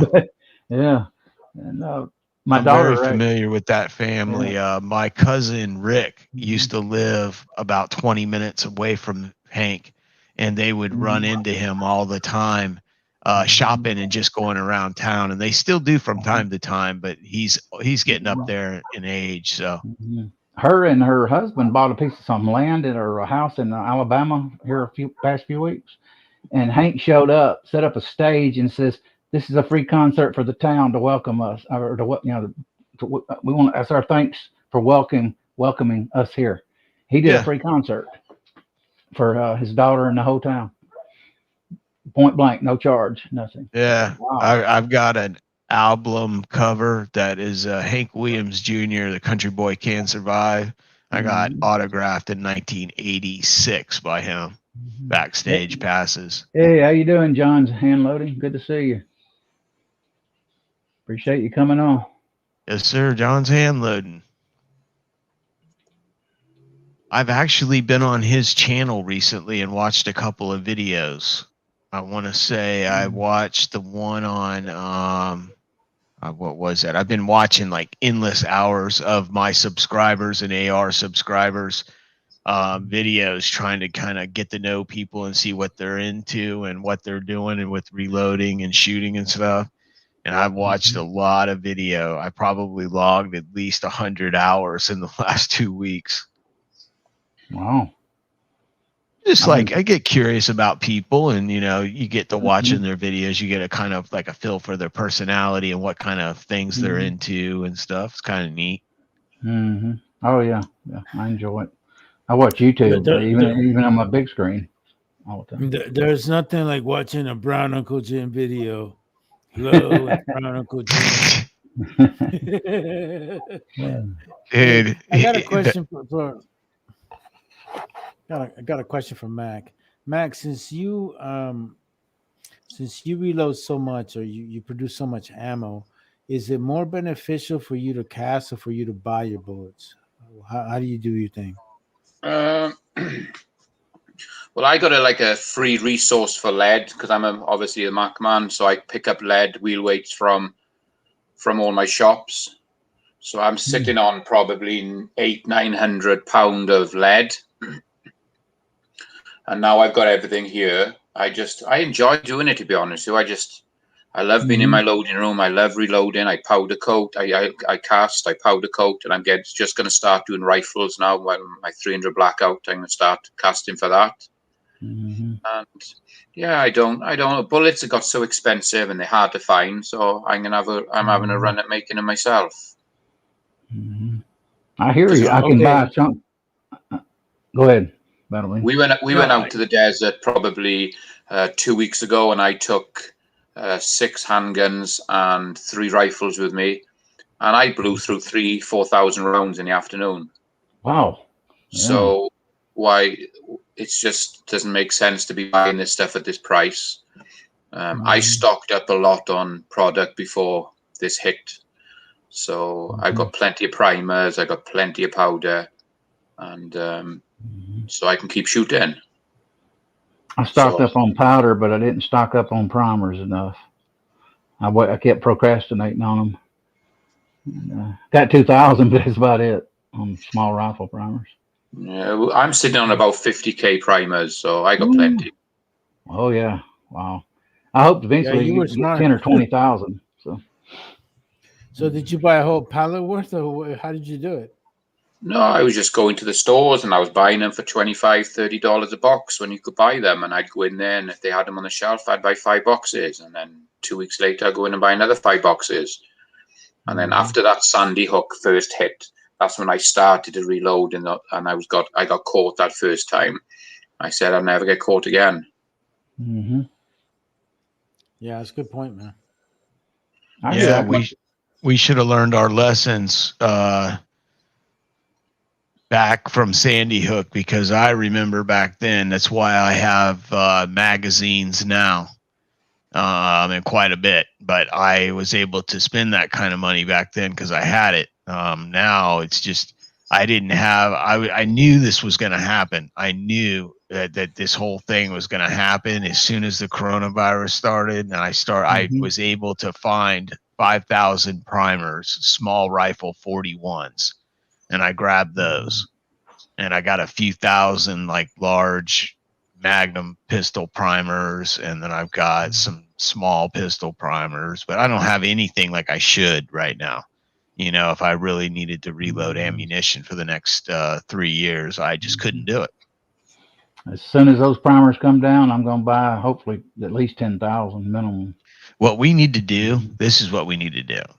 We need to get everyone in the community to go ahead and put some money together and put in an order. Like we'll get somebody to get an LLC and just buy it directly from RSR or from CCI. If you put a big enough order in, you can make it right with CCI. and order enough primers for everyone. Does it cost to get an LLC? I just form a business as an LLC. You just form a business as an LLC, but you're going to have to call it something reloading, or something, you know, in the reloading name, so that when, you know, because I noticed that if you have an LLC and it's something to do with lawn care, most people in the reloading industry or gun industry aren't interested in doing business with somebody that's got an LLC that's Jim's mowing service or Dave's mowing service. They're just not interested in doing that. They want it to be specifically gun or reloading named. So you just pay I think it's $29, start the LLC name and have it ARguns1776 reloading, and freaking pull the LLC in that name, and then just, you know, get everybody's money together and make an order at CCI. Well, and what, you know, but we also, I mean, like, I think it's a novel idea, but you also got to stop and think about it. Like, let's say I give you enough money for 4,000 or 5,000 primers and stuff. Well, you're where? You're in Florida, right? Yeah. Okay, so I still got to pay the shipping and the hazmat from Florida to California. So, I mean, we got to factor all those things into it, because, you know, if not, people are going to get butthurt, or people are going to be hesitant. Well, that would be discussed prior to getting it together. Like, you're going to be responsible for shipping from AR's house in Georgia to wherever anybody else's house would be, because it'd be stupid to put it at my house, because I'm the furthest south that you can go in the United States. We had to put somebody who lives in the Midwest, that would be geographically better for everyone, you know, per se. But you know, I just that's but are they going to pull an LLC? You know what I'm saying? There's the whole issue. Yeah, that's what I'm saying. I think more people would be into it if there was more specifics when it comes to that kind of stuff, because, you know, I can see all kinds of problems being started if things are not really being, you know, thought of properly. You know, I mean, like, honestly, I would love to buy a pallet worth of freaking primers between 2 or 3 people and just divvy that up. You know what I'm saying? That to me it makes a lot more sense for everybody, and at the same time, you know, you're getting what you need, and, you know, you're paying probably a cheaper cost because you're paying it in the pallet. Yeah, but see, what I'm talking about getting is 5 or 6 pallets.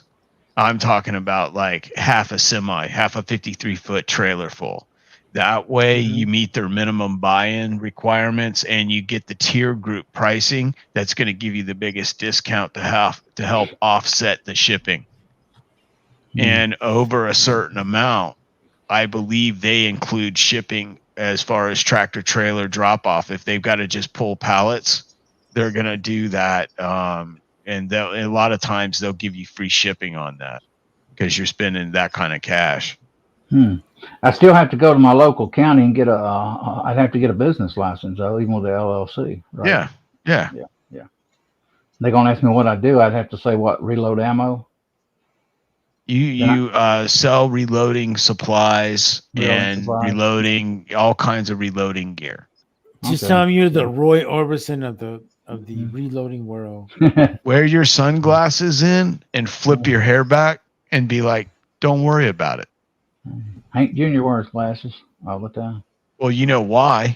He fell 1,200 feet off the side of a mountain on his face and broke every bone in his face and almost died back in 1977 or 8.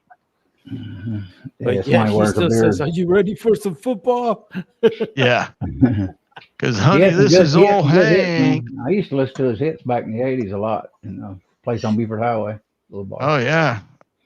I can sing you bar for bar just for Country Boy Can't Survive and half a dozen other of his songs. Women I've Never Had. Weatherman. Have you ever heard Weatherman? Yeah. Even his old man. His old man had a good voice too. It's a shame how he passed away. Just died in his sleep while driving in the back of a car. Hmm. That was crazy. I could find anyone local to ship 2,000 primers. They would only ship large quantities for a healthy price.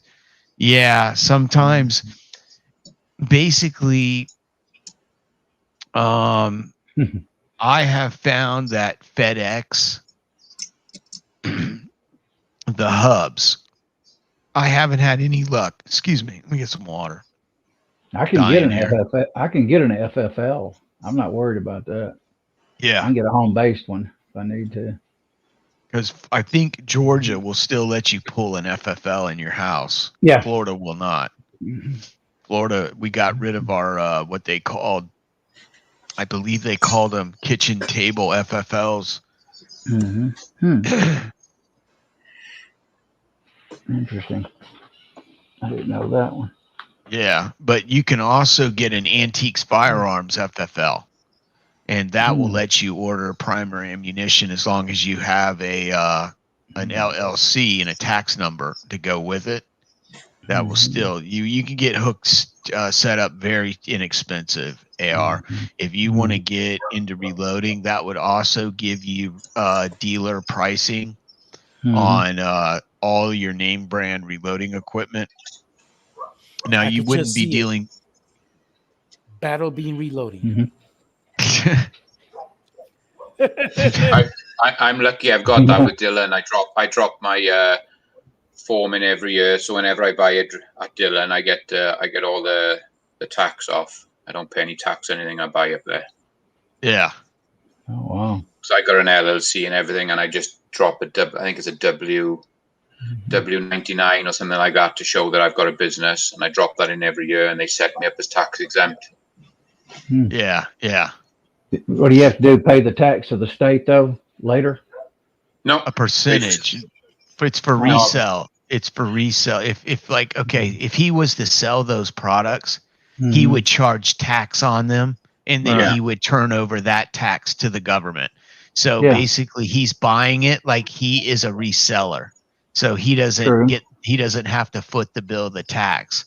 But if he had a business license with an LLC and reloading, he would even get the dealer discount with Dylan as well, which is a considerable discount. Right. Okay. I like that. I've actually in computer repair, I had a business license and I could get stuff tax free.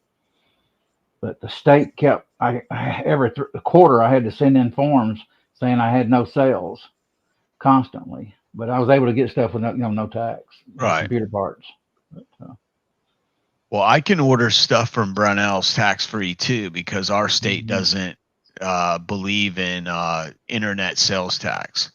So unless the company is charging it because they have a distribution hub like Amazon gets away with, they say, oh, well, we have a distribution hub in Florida near your house.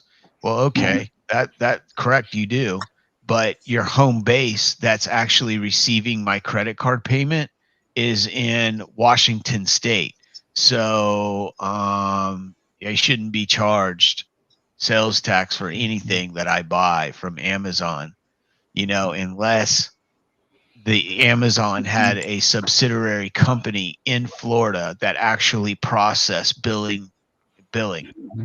Like I never get charged tax if I order from Midway, Brunel's, or any of the companies that I order from, You got an LLC?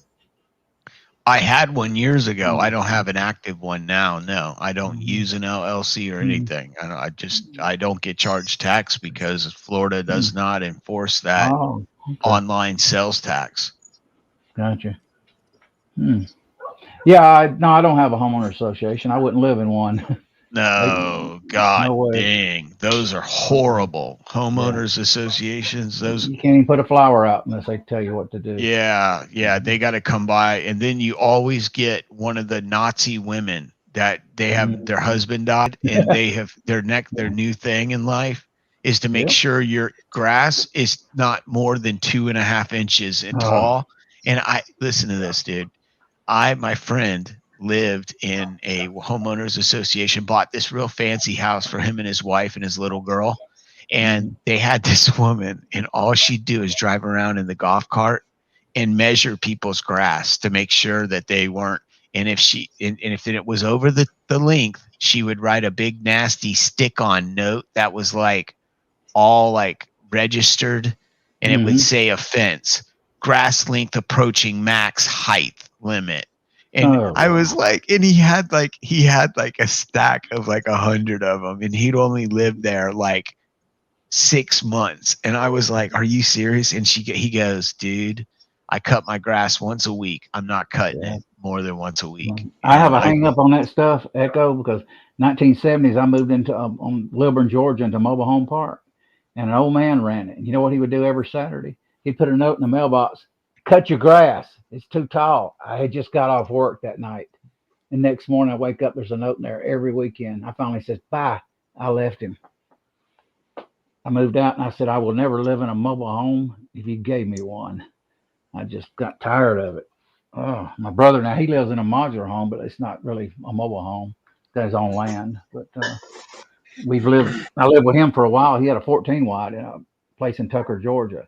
And they still told him what to do. One place even told him his own mother couldn't live with him in a mobile home park, even though he owned his own mobile home.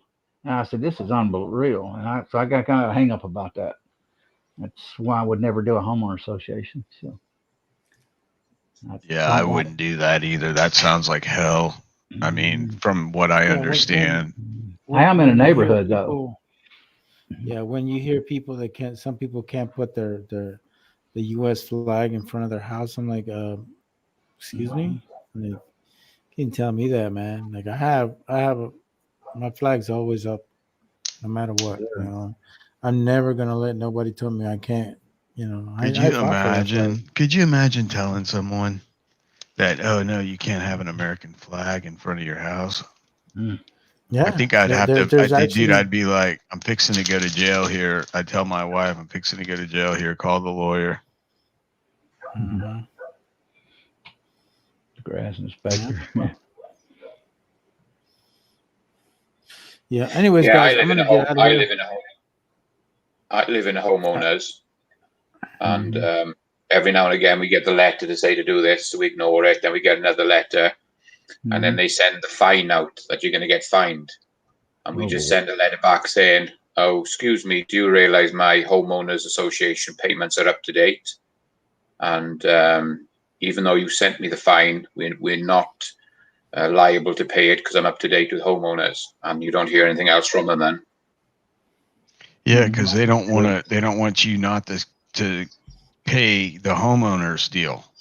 No, as long as you pay your homeowners, they can't enforce the fine. Oh, that's within Arizona is anyway. So as long as you're up to date, you don't fall behind with your monthly payments, they can send you out as many fines as they want, and they can take you to court. They can do whatever they like, but they can't enforce it because you're up to date with your payments. It's just a threat. Gotcha. Interesting. All right, guys, I'm gonna get out of here, man. Much love to you guys. I appreciate the invite. It's good talking to all you guys. Good to meet you, Mac. Take care of yourself. Yeah, Mario. Great to meet you. Come back and join us anytime. All right, guys. Have a great night, guys. Take care of yourselves. Yes, sir. Take care, Mario. Yeah, have a good one. So going back to the 300 blackout loading, Echo, do you use the Lee factory crimp die to finish them off as well?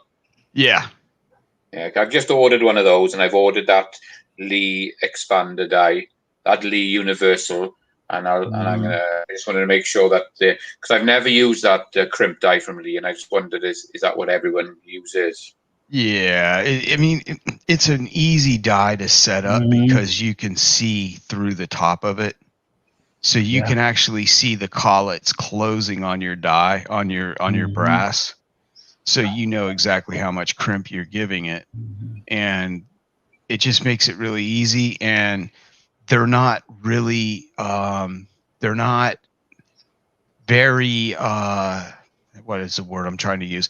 They are not affected by overall length as much as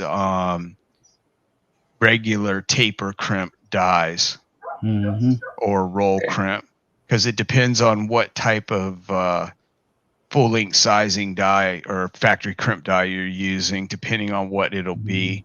Like for 300 blackout, 223 and all that stuff, those are always going to be a taper crimp. Whereas if you're doing 357 Magnum or 38 Special, those are going to be a roll crimp. Yeah, it has very little. It's very easy to use. Factory crimp die. I use it in 223, and I like it. It has a very short learning curve. You can just tell. Yeah, it's like adjust it down to where it don't wobble, and it's a good die. It really is. I've got taper crimp, but I don't use taper crimp on 223 556. Cool. We'll give it a go. I'll let you know how I get on when it turns up. Oh yeah, that'll be cool. Yeah, you're gonna find.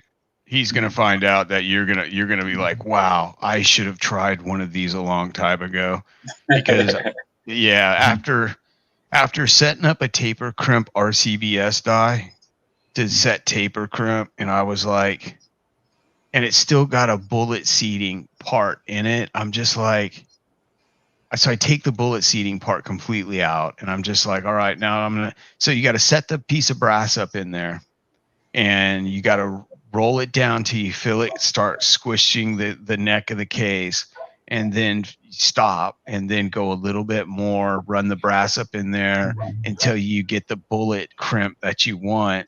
And it may take you a few minutes, whereas a Lee, you literally run the shell, the ram up, you screw the die down until it touches the top, just barely touches the top of the shell plate or shell holder, and then lower it and put your bullet in there. You want to crimp your cartridge case and your bullet, and you run it up in there, and you'll see it close, and you'll see how much space is between each collet, and that's telling you how much crimp it's applying. And then you run it down, you can actually see if it's crushing the cantilure or starting to just crimp that cantilure like is good. And dude, those bullets just don't move. I mean, they don't move in there. It's a hell of a crimp, is what it is. Taper crimp is too reliable on the overall length. If your overall length varies a little bit, taper crimp don't crimp that well. Yeah, because I've always used the Dillon set, because they come with a separate crimp die, and that's how I've always done it. But now I've started getting into it more with especially with my pistols. Now I bought all the Redding sets with the extra roll crimp die. So that'll be done as a separate step. So it's like I said, since I've started coming on these forums, especially going on the High Boys forum, and I've learned so much over the last sort of 18 months just to improve my reloading. From, even though I've been reloading 9 years, I've probably learned more in the last 18 months than I've done in the last 8 years. I need to get a Redding 9mm cedar die separate, where I can crimp, because I hate having to, seat, then turn it down, and then all that crap. So I need to get that die next. That's a lot of money. What are you trying to? You're just trying. I'm getting actually, I'm gonna get a 9mm crimp die. Actually, I don't know why I said that. I'm just gonna use the Redding just as a cedar die, and then I'm gonna use the Lee crimp die. Oh, okay. So you're just gonna buy that's a cheaper way to go about doing it. I'm gonna buy the whole kit, the 9mm Lee. Oh, okay, yeah. That way I got it. Don't need it. I don't like having to turn the thing, set it down to the shell holder, turn it up maybe 2 turns so it don't crimp, then seat it, and then go back all over again, and then turn your die down to crimp. That is a pain. I don't like doing that. So I want a separate crimp die on it. But I'm sitting here with a huge bag of 300 black brass, and I'm chamfering and deburring it by hand. And I'm thinking to myself, I watch like Uncle Jim and Tin Man and all these guys using that little Lyman. I think it's Lyman prep station. Somebody said something about my dog. That's what I use. Yeah, and I'm like, that goes so much faster than the way I'm going. I'm like, I'm doing like I should be doing precision rifle brass like Lapua, and I'm just doing range pickup 300 blackout. Yeah, that's my dog out there barking, Michael. He's a mixed mutt lab, and he wants in the house because he's spoiled, and I won't let him in the house because he tears the house up. I got to place trim and everything because that mutt. I mean, he chewed my trim on my back door, and so he can't come in till bedtime, which is about midnight. I put him in a big giant doghouse, and he goes to sleep. But currently loading. Yeah, I like the factory crimp die. Yeah, it's a good piece of equipment, and it's priced really well. So that's what I like about them. Welcome, GGW. Glad to have you in here, buddy. Hey, GGW. Were you at work earlier, brother?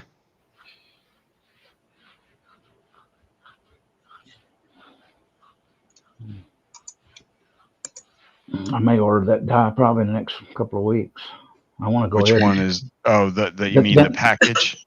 Yeah, the 9mm set from Midway USA. They've still got it in stock. Hopefully, you've been threatening to order that thing for a while. I won't believe it. I can't buy my broker said I could buy stuff, but I still don't like spending, charging stuff. I see what you're saying. I forgot about that. Yeah. So I'm trying to keep spending down. That's what I'd love to have. Go ahead. Midway seems to be getting a little bit more stocky now, don't they? Things are beginning to come back slowly. Mm-hmm. Yeah, I got to get their bench primer too. I think it's $35 now on Amazon. To me, that seems high. Is that what does it go for, Echo? Yeah, bench primer. Yeah, they're usually around $30. Okay. So you're only paying $5 more, and you got to remember we've got inflation right now. So it actually might be $35 now because the old Biden likes to spend trillions of dollars and thinks he can just print more. But that's how it is. But you know what? Basically, I think it is that it's just the prices have gone up on stuff, and some of them may come down, hopefully, in the future. But for the time being, I mean, if you need it and you want it, just buy it. I mean, because you're going to use it. It's not like ammo. See, ammo is something that I hate buying at high prices because if it does go down, you bought it for all that extra cash. And sometimes you're like, I don't want to shoot it because I spent so much money on it. And I've had ammo like that haunt me for years. And finally I shot it. I was just like, you know what? I bought this. It was a fortune. I'm just going to enjoy it, shoot it, and not think about how much it cost. And save the brass because it was some of the most expensive brass I ever paid for. Well, do we tell Andy good night? Z28. I did. Okay. Just one. Here we go. Here's another. Well, okay, I'm on the wrong side. Hang on. I can't find a T7 spare turret for a decent price anywhere. Yeah, that's why I'm getting the Leaf Classic cast turret because you can get them for $12.99 a turret head. Well, they not at the first of the Corona. You couldn't. Those things were going for $70. Now they're back down to $12.99. Okay. Yeah, on Midway. At least the other day when I looked. So some prices are coming down. Thank goodness. Hey, for you guys out there that don't want to get price gouged, Titan Reloading, those guys are just right down the street from Lee Precision, and they carry Redding, Dillon, they carry everything. And they sometimes will have stuff from Lee, so check in with them on a daily basis because they sometimes will get orders where they'll just, the guys from Lee will just bring it down the street to them and deliver it for them. And sometimes it'll be just a little bit of an order, but they constantly get updated because there's no shipping. So they get it a little cheaper, and they're a mom and pop thing. The brother and the two sisters work there and operate the store. And they're a real nice group of people. So I always give them a little business. So going on a slightly different route, then, do any of you use that quick load, that program you can get? I'm trying to get that program from someone. I haven't used it, but I want to get it. I've messed around. Oh, I'm sorry. Go ahead, brother. You carry on. I want information on it. I do. I've used it a couple of times when I had it on my computer, and then my computer had a serious problem, and I had to redo the entire drive, so I lost the program. And Willie the Bullet Man, he's got the program and the updated version of it, and basically. Because it's like $150 to buy, isn't it? If you buy the full program. Yes, sir. Yeah, I'm trying to get it. Is it worth it? I wouldn't spend the 150. I would let me and AR get it for you. And if you want one, we can. I still have a CD burner. I don't know if you've got that, or we could just put it on a. I got it. On a what is that called? Someone's in the back. Nope. No one. I heard it. Put it on thumb drive. You buy a thumb drive for about $5, or you put it on thumb drive or disk. I've got disk here. My burner's supposed to work unless it's quit. Haven't burned anything in a long time. You just put it on a little. What are these damn things called? Once I get a disc, once I get a disc, and I can move the file, I can actually take in File Explorer and move everything on the disk into my computer. I don't even have to install it. All I need is a thumb drive. I can move it to the thumb drive or to the DVD or CD disc, and then I can give it to you all. I just got to get the program first. Yeah, you just need a flash drive. Yeah, USB flash drive. Yeah. So would you use that? At the moment, I keep all my load data in a book. Is this the sort of thing you do? You put all your load data for a particular firearm in it and print it out and keep it, or what's it for? I know you can find out about pressures and feet per second and everything like that, but is it a good thing for storing your load data and things? It has that ability to store load workups. So I don't know if it's the best one on the market. I know that there's a couple of them that are out there, but what this program does let you do is basically virtually test loads on a computer before you ever even put the powder in the primer in the case. Yeah, it pressures and feet per second, right, Echo? Well, yeah, it'll give you can put in your barrel length, I believe the twist rate. It gets pretty specific. You put in the weight of the bullet, type of bullet, gunpowder, primer, and I don't think it has a case, but a selection. But it does have where you can put in. I believe I'm trying to do this from memory.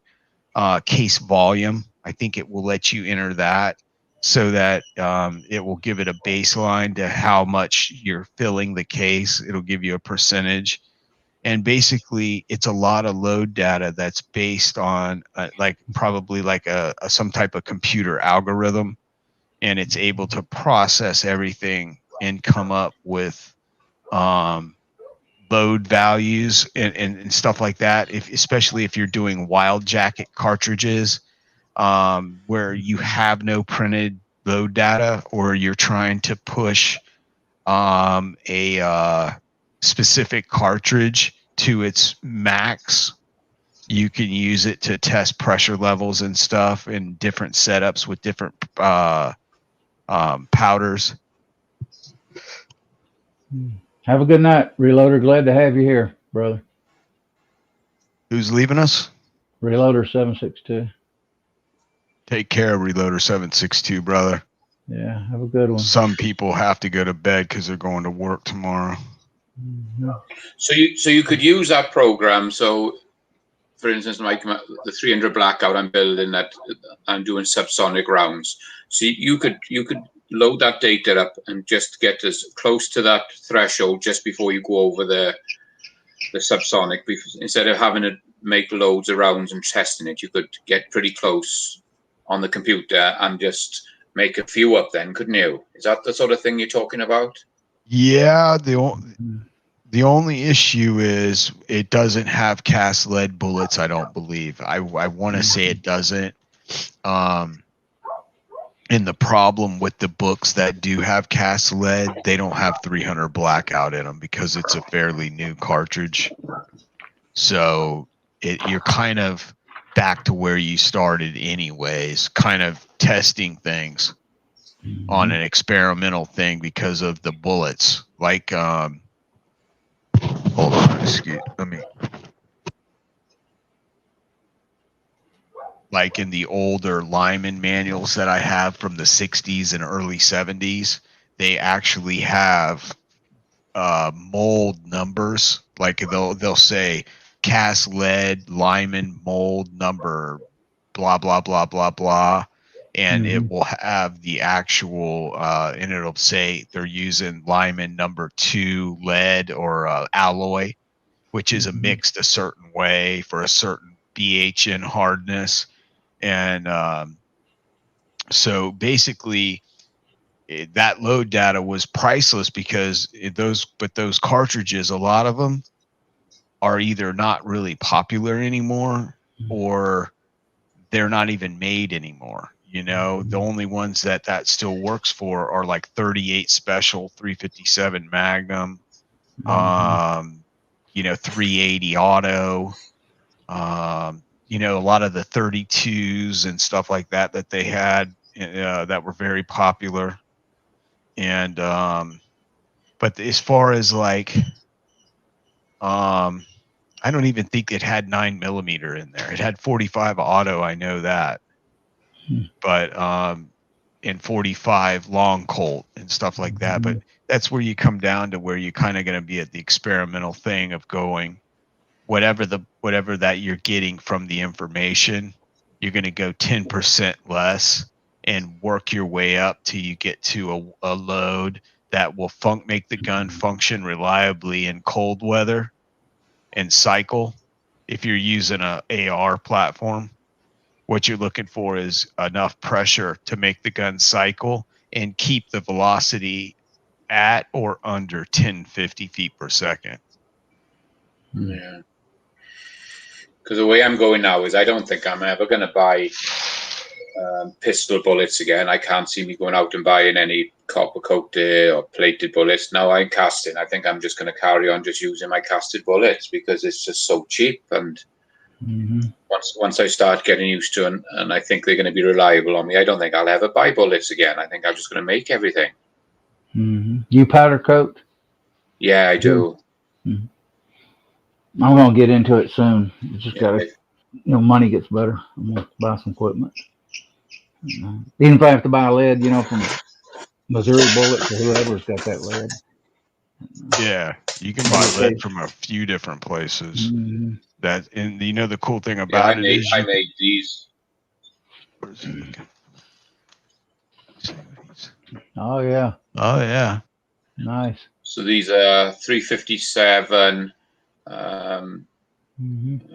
Like a Keith style bullet. They're 168 grain, which I powder coated, and see the bases came out nice.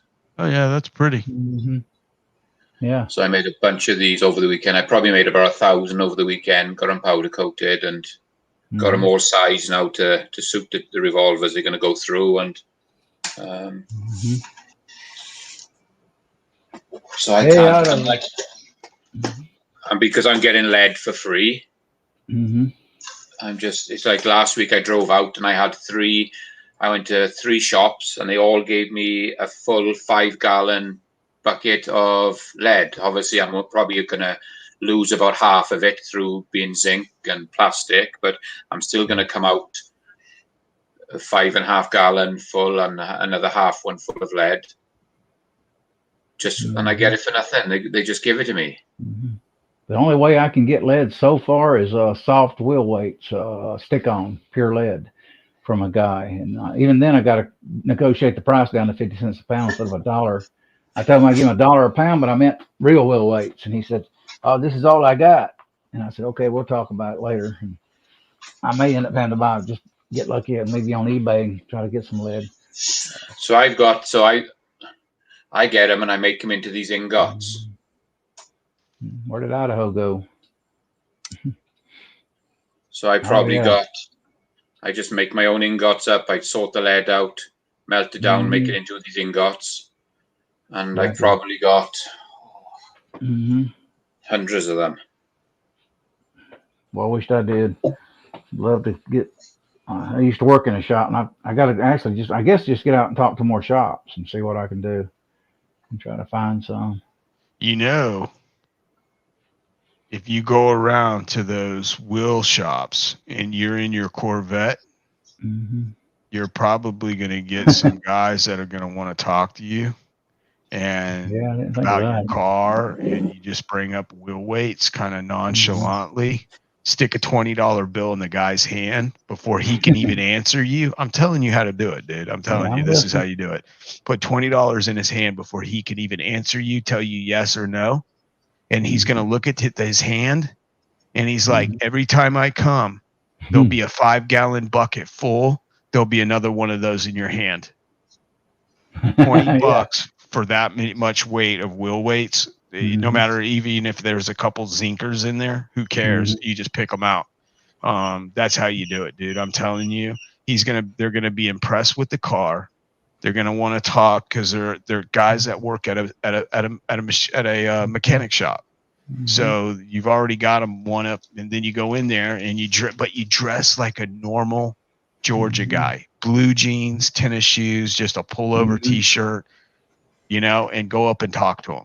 And I swear to God, it'll work, because you're like, man, I live right around the corner from you, and come on back, Idaho, if you want to come in.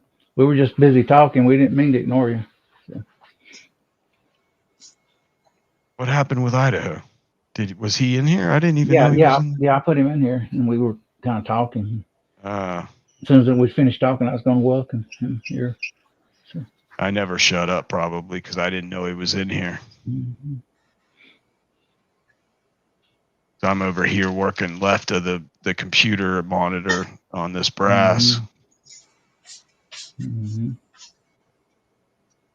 Yeah, as soon as I see him pop up, I put him in here. The more, the better. So, actually, we've been on here now, 10:15? Probably going to wrap it up about 10:30. That'll be 2 hours and a half. That's pretty good. I don't want to go no 4. He said he'll try it again. I don't want to go no 5 hours tonight. I got a lot of. Actually, I feel good today because everything's turning out good for me. It's been a pretty good day. Good news. My refi's going through. I'll have a title to a car. No payment. So you'll be able to get the little bit of reloading stuff that you wanted to get. Yeah, I'll get a roof on my back porch, so you might hear my frogs like Kyle. I can see Reload 762 just put on that. There's a similar one to Quick Loads called Gordon's Reloading Tool. Similar to Quick Loads, 300 blackout is in the database and has cast bullets. There you go. How much is it, Reloader? What does that cost, the Gordon's Reloading Tool? Look that up real quick. Let me see. Yeah. I'm going to give you an answer. Hold on. Okay. Gordon's Reloading Tool. Okay. Start. Gordon's Reloading Tool Community. June 9th, 2021. A lot of. Okay. Oh, he says it's free. Wow. And that's what it's looking like. Man. It's like a community, and it's like agree to share your policies so that, We learn a lot from you guys on the side chat and appreciate it. Oh, yeah. That's half the thing is we try to give a little bit back, but I think because of there's more people in the side chat, that we learn more from the side chat than we actually give out in information, I think, in most cases. Mm-hmm. Yeah. It sounds like Hasbro has got the small wheel kit for the annealies ready. So I'm going to order one of those. Keep talking. I got to take a break for just 1 second. All right. I'm going to be getting an annealies, and I want to get, they've got the problem with the annealies that they've had is that when you're doing 223 or 300 black brass, it starts to cook the wheels that hold the brass and spin them because there's some type of polymer. And basically, this is a shield, 2 shields that go on the outside of the wheels, and they're metal, and they're spaced by a washer so that there's no convection or conduction of heat. And it works really good. And I don't know the price, guys, but if you have an annealies machine and you're having issues, this fella's his YouTube channel is let me get it here for you guys.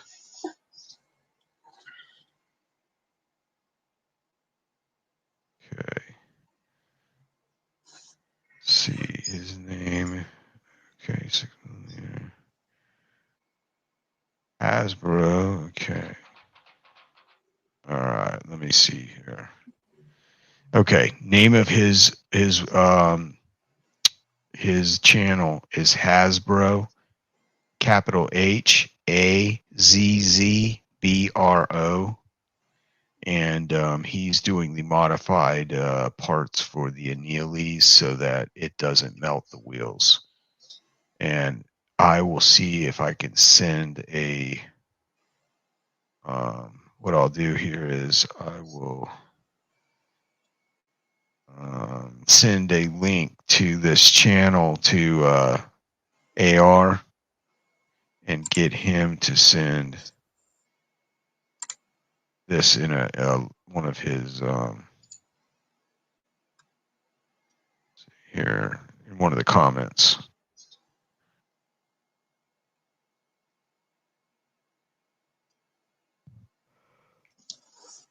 Excuse me. Gosh, I got sneezies tonight. All right, let's see here.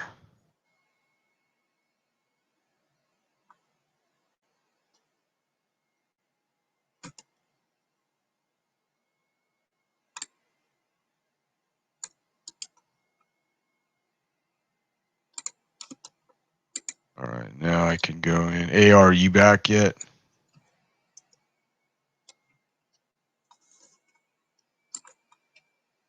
Hopefully I can go in here. I can post it.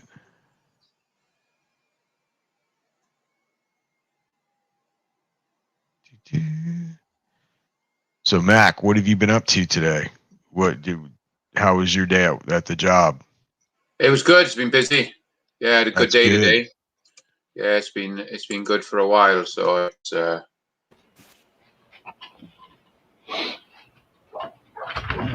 Okay. Reloading and everything. Because I'm always looking to buy stuff from customers and all the time, which funds all this. Everybody's always happy to see the tool guy because either they got the tools they need to finish a job, or they broke something, or they're getting something new. I had a hose that. Yeah, the only time they're not happy is when they got no money in their pocket. Yeah, I know that feeling as well. Then they're not happy. Yeah. Hey, yeah, because they know they can't. They know I don't take any shit. Three missed payments, and I start pulling stuff back. So Yeah, you start putting it right back on the truck. Yeah, I repo it from them, and it they know not to embarrasses mess me them in around. front of it embarrasses them in front of the other mechanics as well, and they say, "Hey, look, don't mess with our tool guy like that. If you can't pay for it, don't get it." Yeah, I've gone back about maybe a year and a half. A guy bought a pair of boots off me, like a $200 pair of boots, and he was messing me about, and I just went in there one day and said, "Hey, dude, give me the boots back." I said, "You're not paying for them. Why should you have them on your feet?" And he goes, "Well, you can't sell used boots." I said, "Yeah, I don't care. You're not going to have them on your feet." So I'll throw I them in ended the up damn taking trash can. I took the boots off him, and he was standing in the workshop in a pair of socks, and the boss came over and said, "Hey, where's your boots?" And he goes, "Oh, the Mac man's just repo them. Best you go home then, isn't it, until you get a new pair of boots." And the boss sent him home as well. Yeah, because they've got to be OSHA. In a mechanic shop, they can come in. OSHA can come in and shut the entire shop down for one guy not having the right equipment on. And what I did then is I put the boots right in front of the doorway as everybody came in, with a sign on them, repoed, and everybody'd ask me the question, "Why have you got a pair of boots here?" I said, "Guy didn't pay me, so I repo them off his feet." So they realized then that I'm not going to mess around. If they're not going to pay their bills, I'm going to take the shit back. So exactly. Don't blame me. Yeah. I don't get much problem anymore. I used to work in a shop. I used to buy occasionally off the Snap-on truck back in the late 70s. Now, then I worked in the shop in the 80s too for a while. I was a service writer. Didn't have to work on them things anymore. Hey, what was the question Idaho had? Remember, you said he was asking something? John's hand low, drinking water. Yeah, hang on. Let's see. Yeah, there you go. It's on the screen, Echo. Okay, let's see. Echo, gonna make a video when you get those wheels. I have a Neely's. I'm interested in those. Oh yeah. I'm sending you. Hold on. I'm sending you a link right now. I just sent you a link to the guy's YouTube channel, Hasbro. And he's the fella that is actually making those shields for the wheels. You have it in your phone. You should be able to, because I'm not a moderator, or I would have dropped it in the chat, but I can't leave a link in the chat. Hang on, man. I'm gonna make you a moderator. I forgot. I was gonna add you, just ain't got around to it. Where you at here? Type something. Okay, hold on. Yeah, I've been planning on making you one for a while. Howdy. Let's see. Hang on. Refresh the browser. Okay, there you go. All right, there you go. All right. I've been planning to, but just got around to it.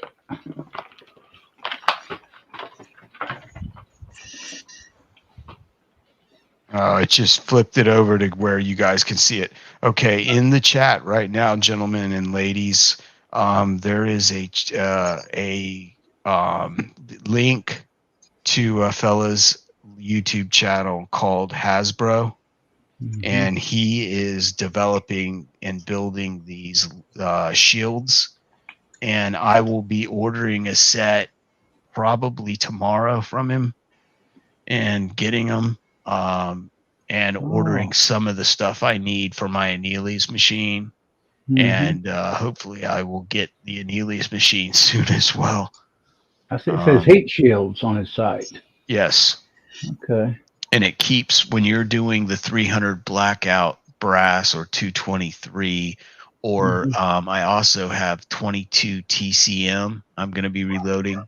And that's going to be super small. So this lets you run the actual flame closer to the wheels without them getting hot and melting from either absorbing heat through the brass or from what they call convection or conduction.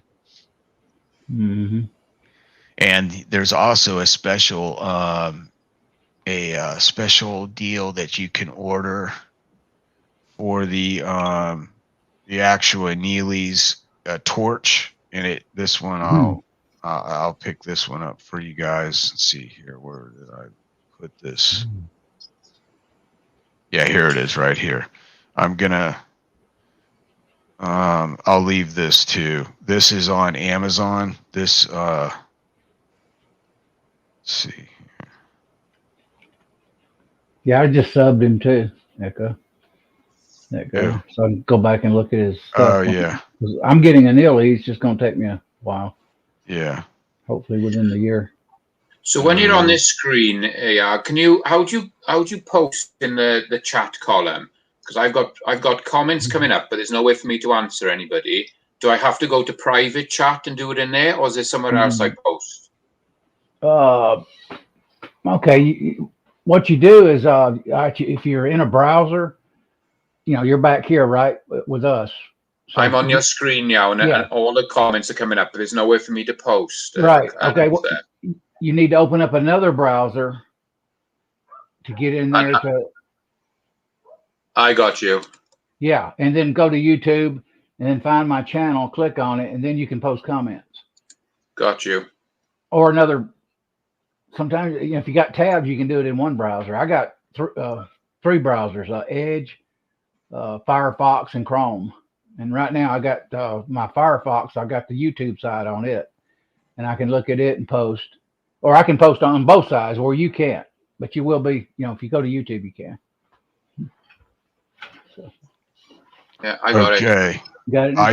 I just posted, ladies and gentlemen, in the comment section, this is a mag torch tip that is an extra small. So it's super small, but you can use, it's like a pencil tip. It's pencil thin, the blue flame that comes out of the propane torch, and it is like $20. But this has been recommended as well as to being able to control the amount that you're annealing.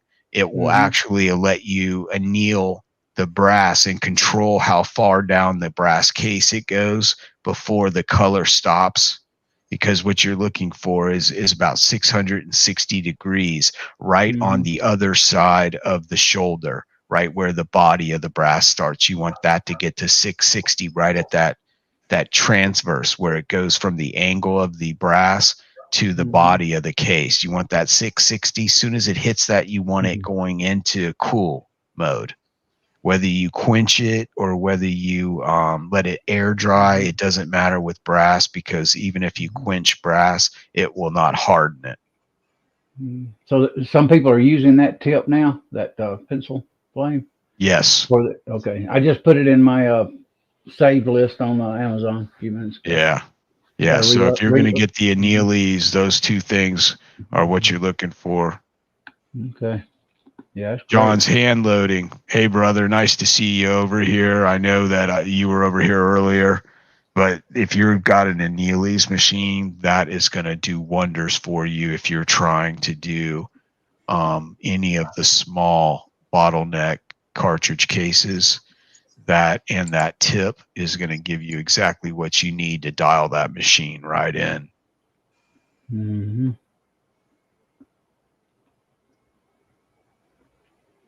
Yeah, I'll got all that set back, and I'll be able to get it. Yeah. And on the Amazon, I did get a few things business price. I don't save taxes, but I do save on sometimes on cost. Sometimes I don't get charged taxes on things from Amazon, from third-party sellers out of my state. They don't charge me tax. They ship it for whatever the price is. Yeah.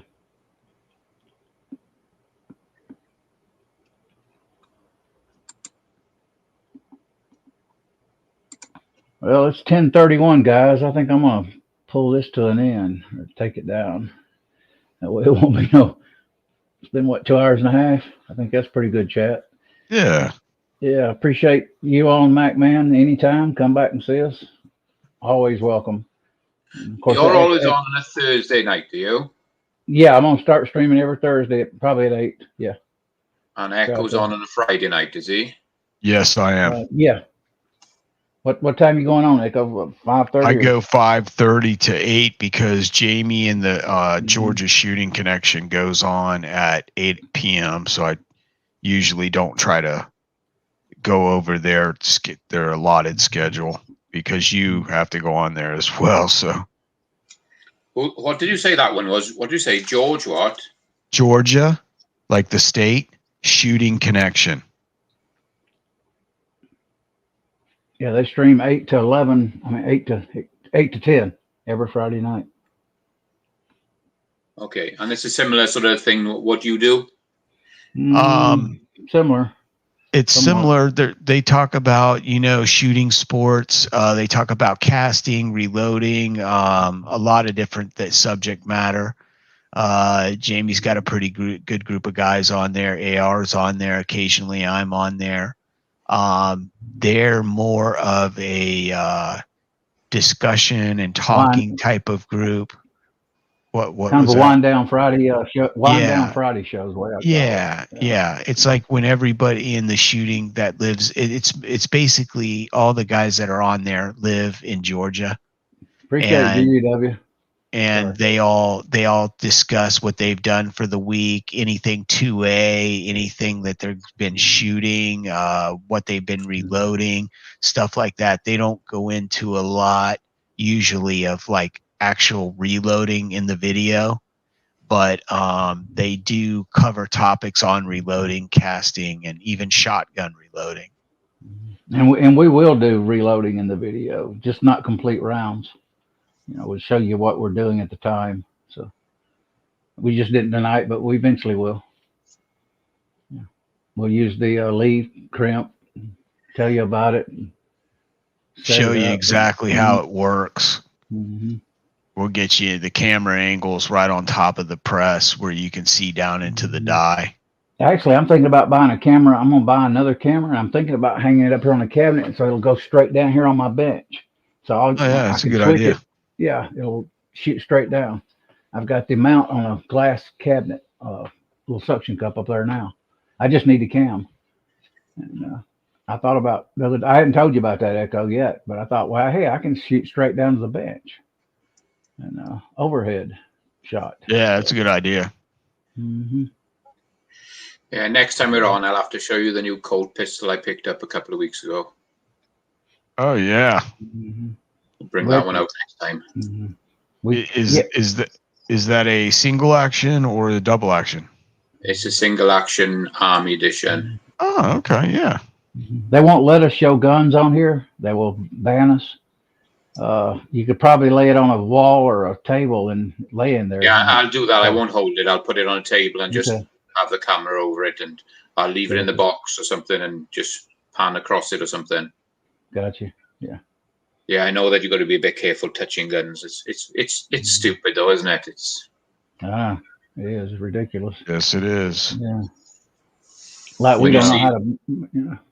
Right. When you see some stuff that's on YouTube, you think, well, why can't I show a gun? And they're showing people getting mutilated on motorbike accidents and car accidents, and they're filming it and they're putting it. People. Oh yeah, filming people do it. They've got channels dedicated to drug use. And what I call soft porn.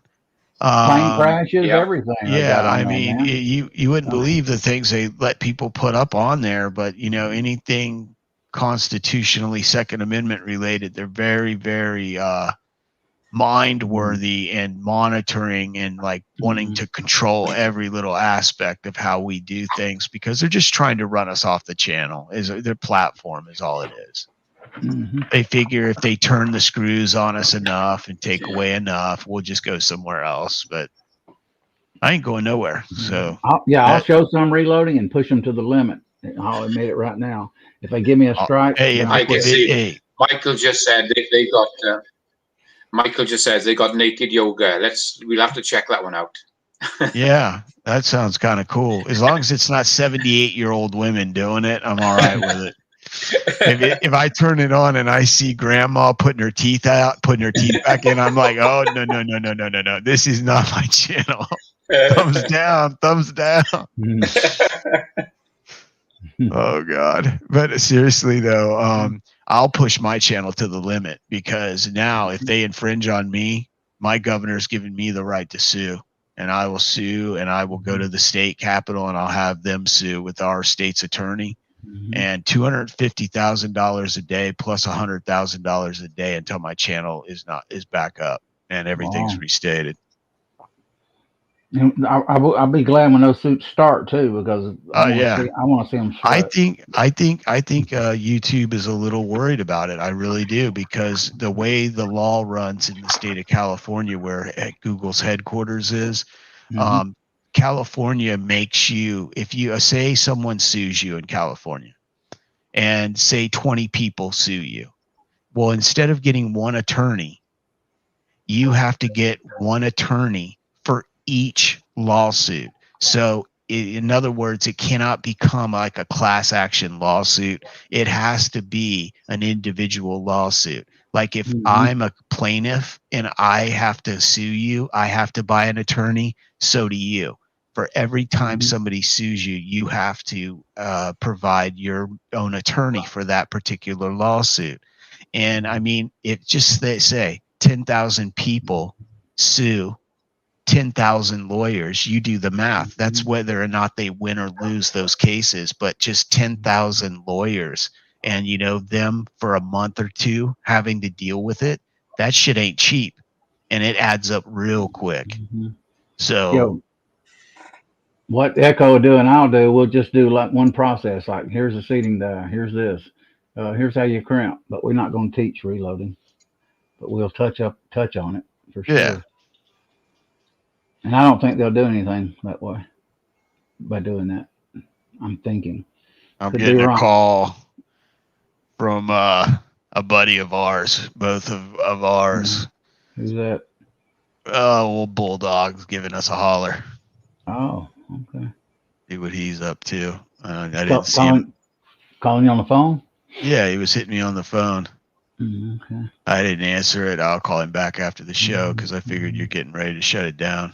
Yes, actually 10:39. I thought it was 10:30. Yeah. So yeah. I appreciate everyone coming on. Thanks, Echo. Thanks, Mac Man. I'm grateful to you all in the side chat. Please come back and see me. I enjoy it, and I appreciate you all joining. Without you, I wouldn't even be doing a show. And I'm amazed. I had 12 on a few minutes ago, so I'm kind of surprised I'm getting this many starting out. I think it's my second Thursday. Yeah.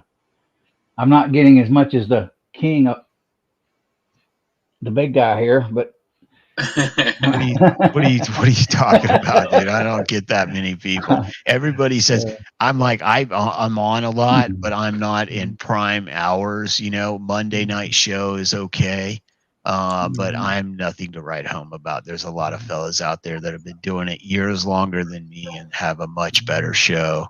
So I'm learning.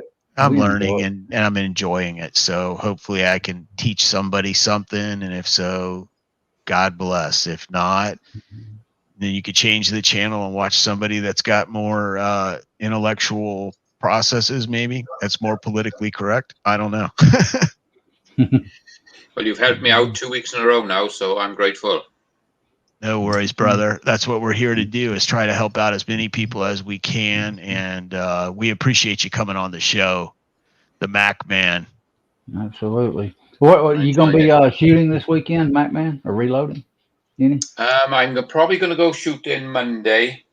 We're going kayaking on Sunday. Wow. And I'm probably going to spend most of the Saturday in the loading room. I'm going to do some casting, some more powder coating, and I'm waiting for that new mold to come from NOE. They shipped it yesterday, so it might turn up tomorrow. I'd like to get a kayak, do some kayaking.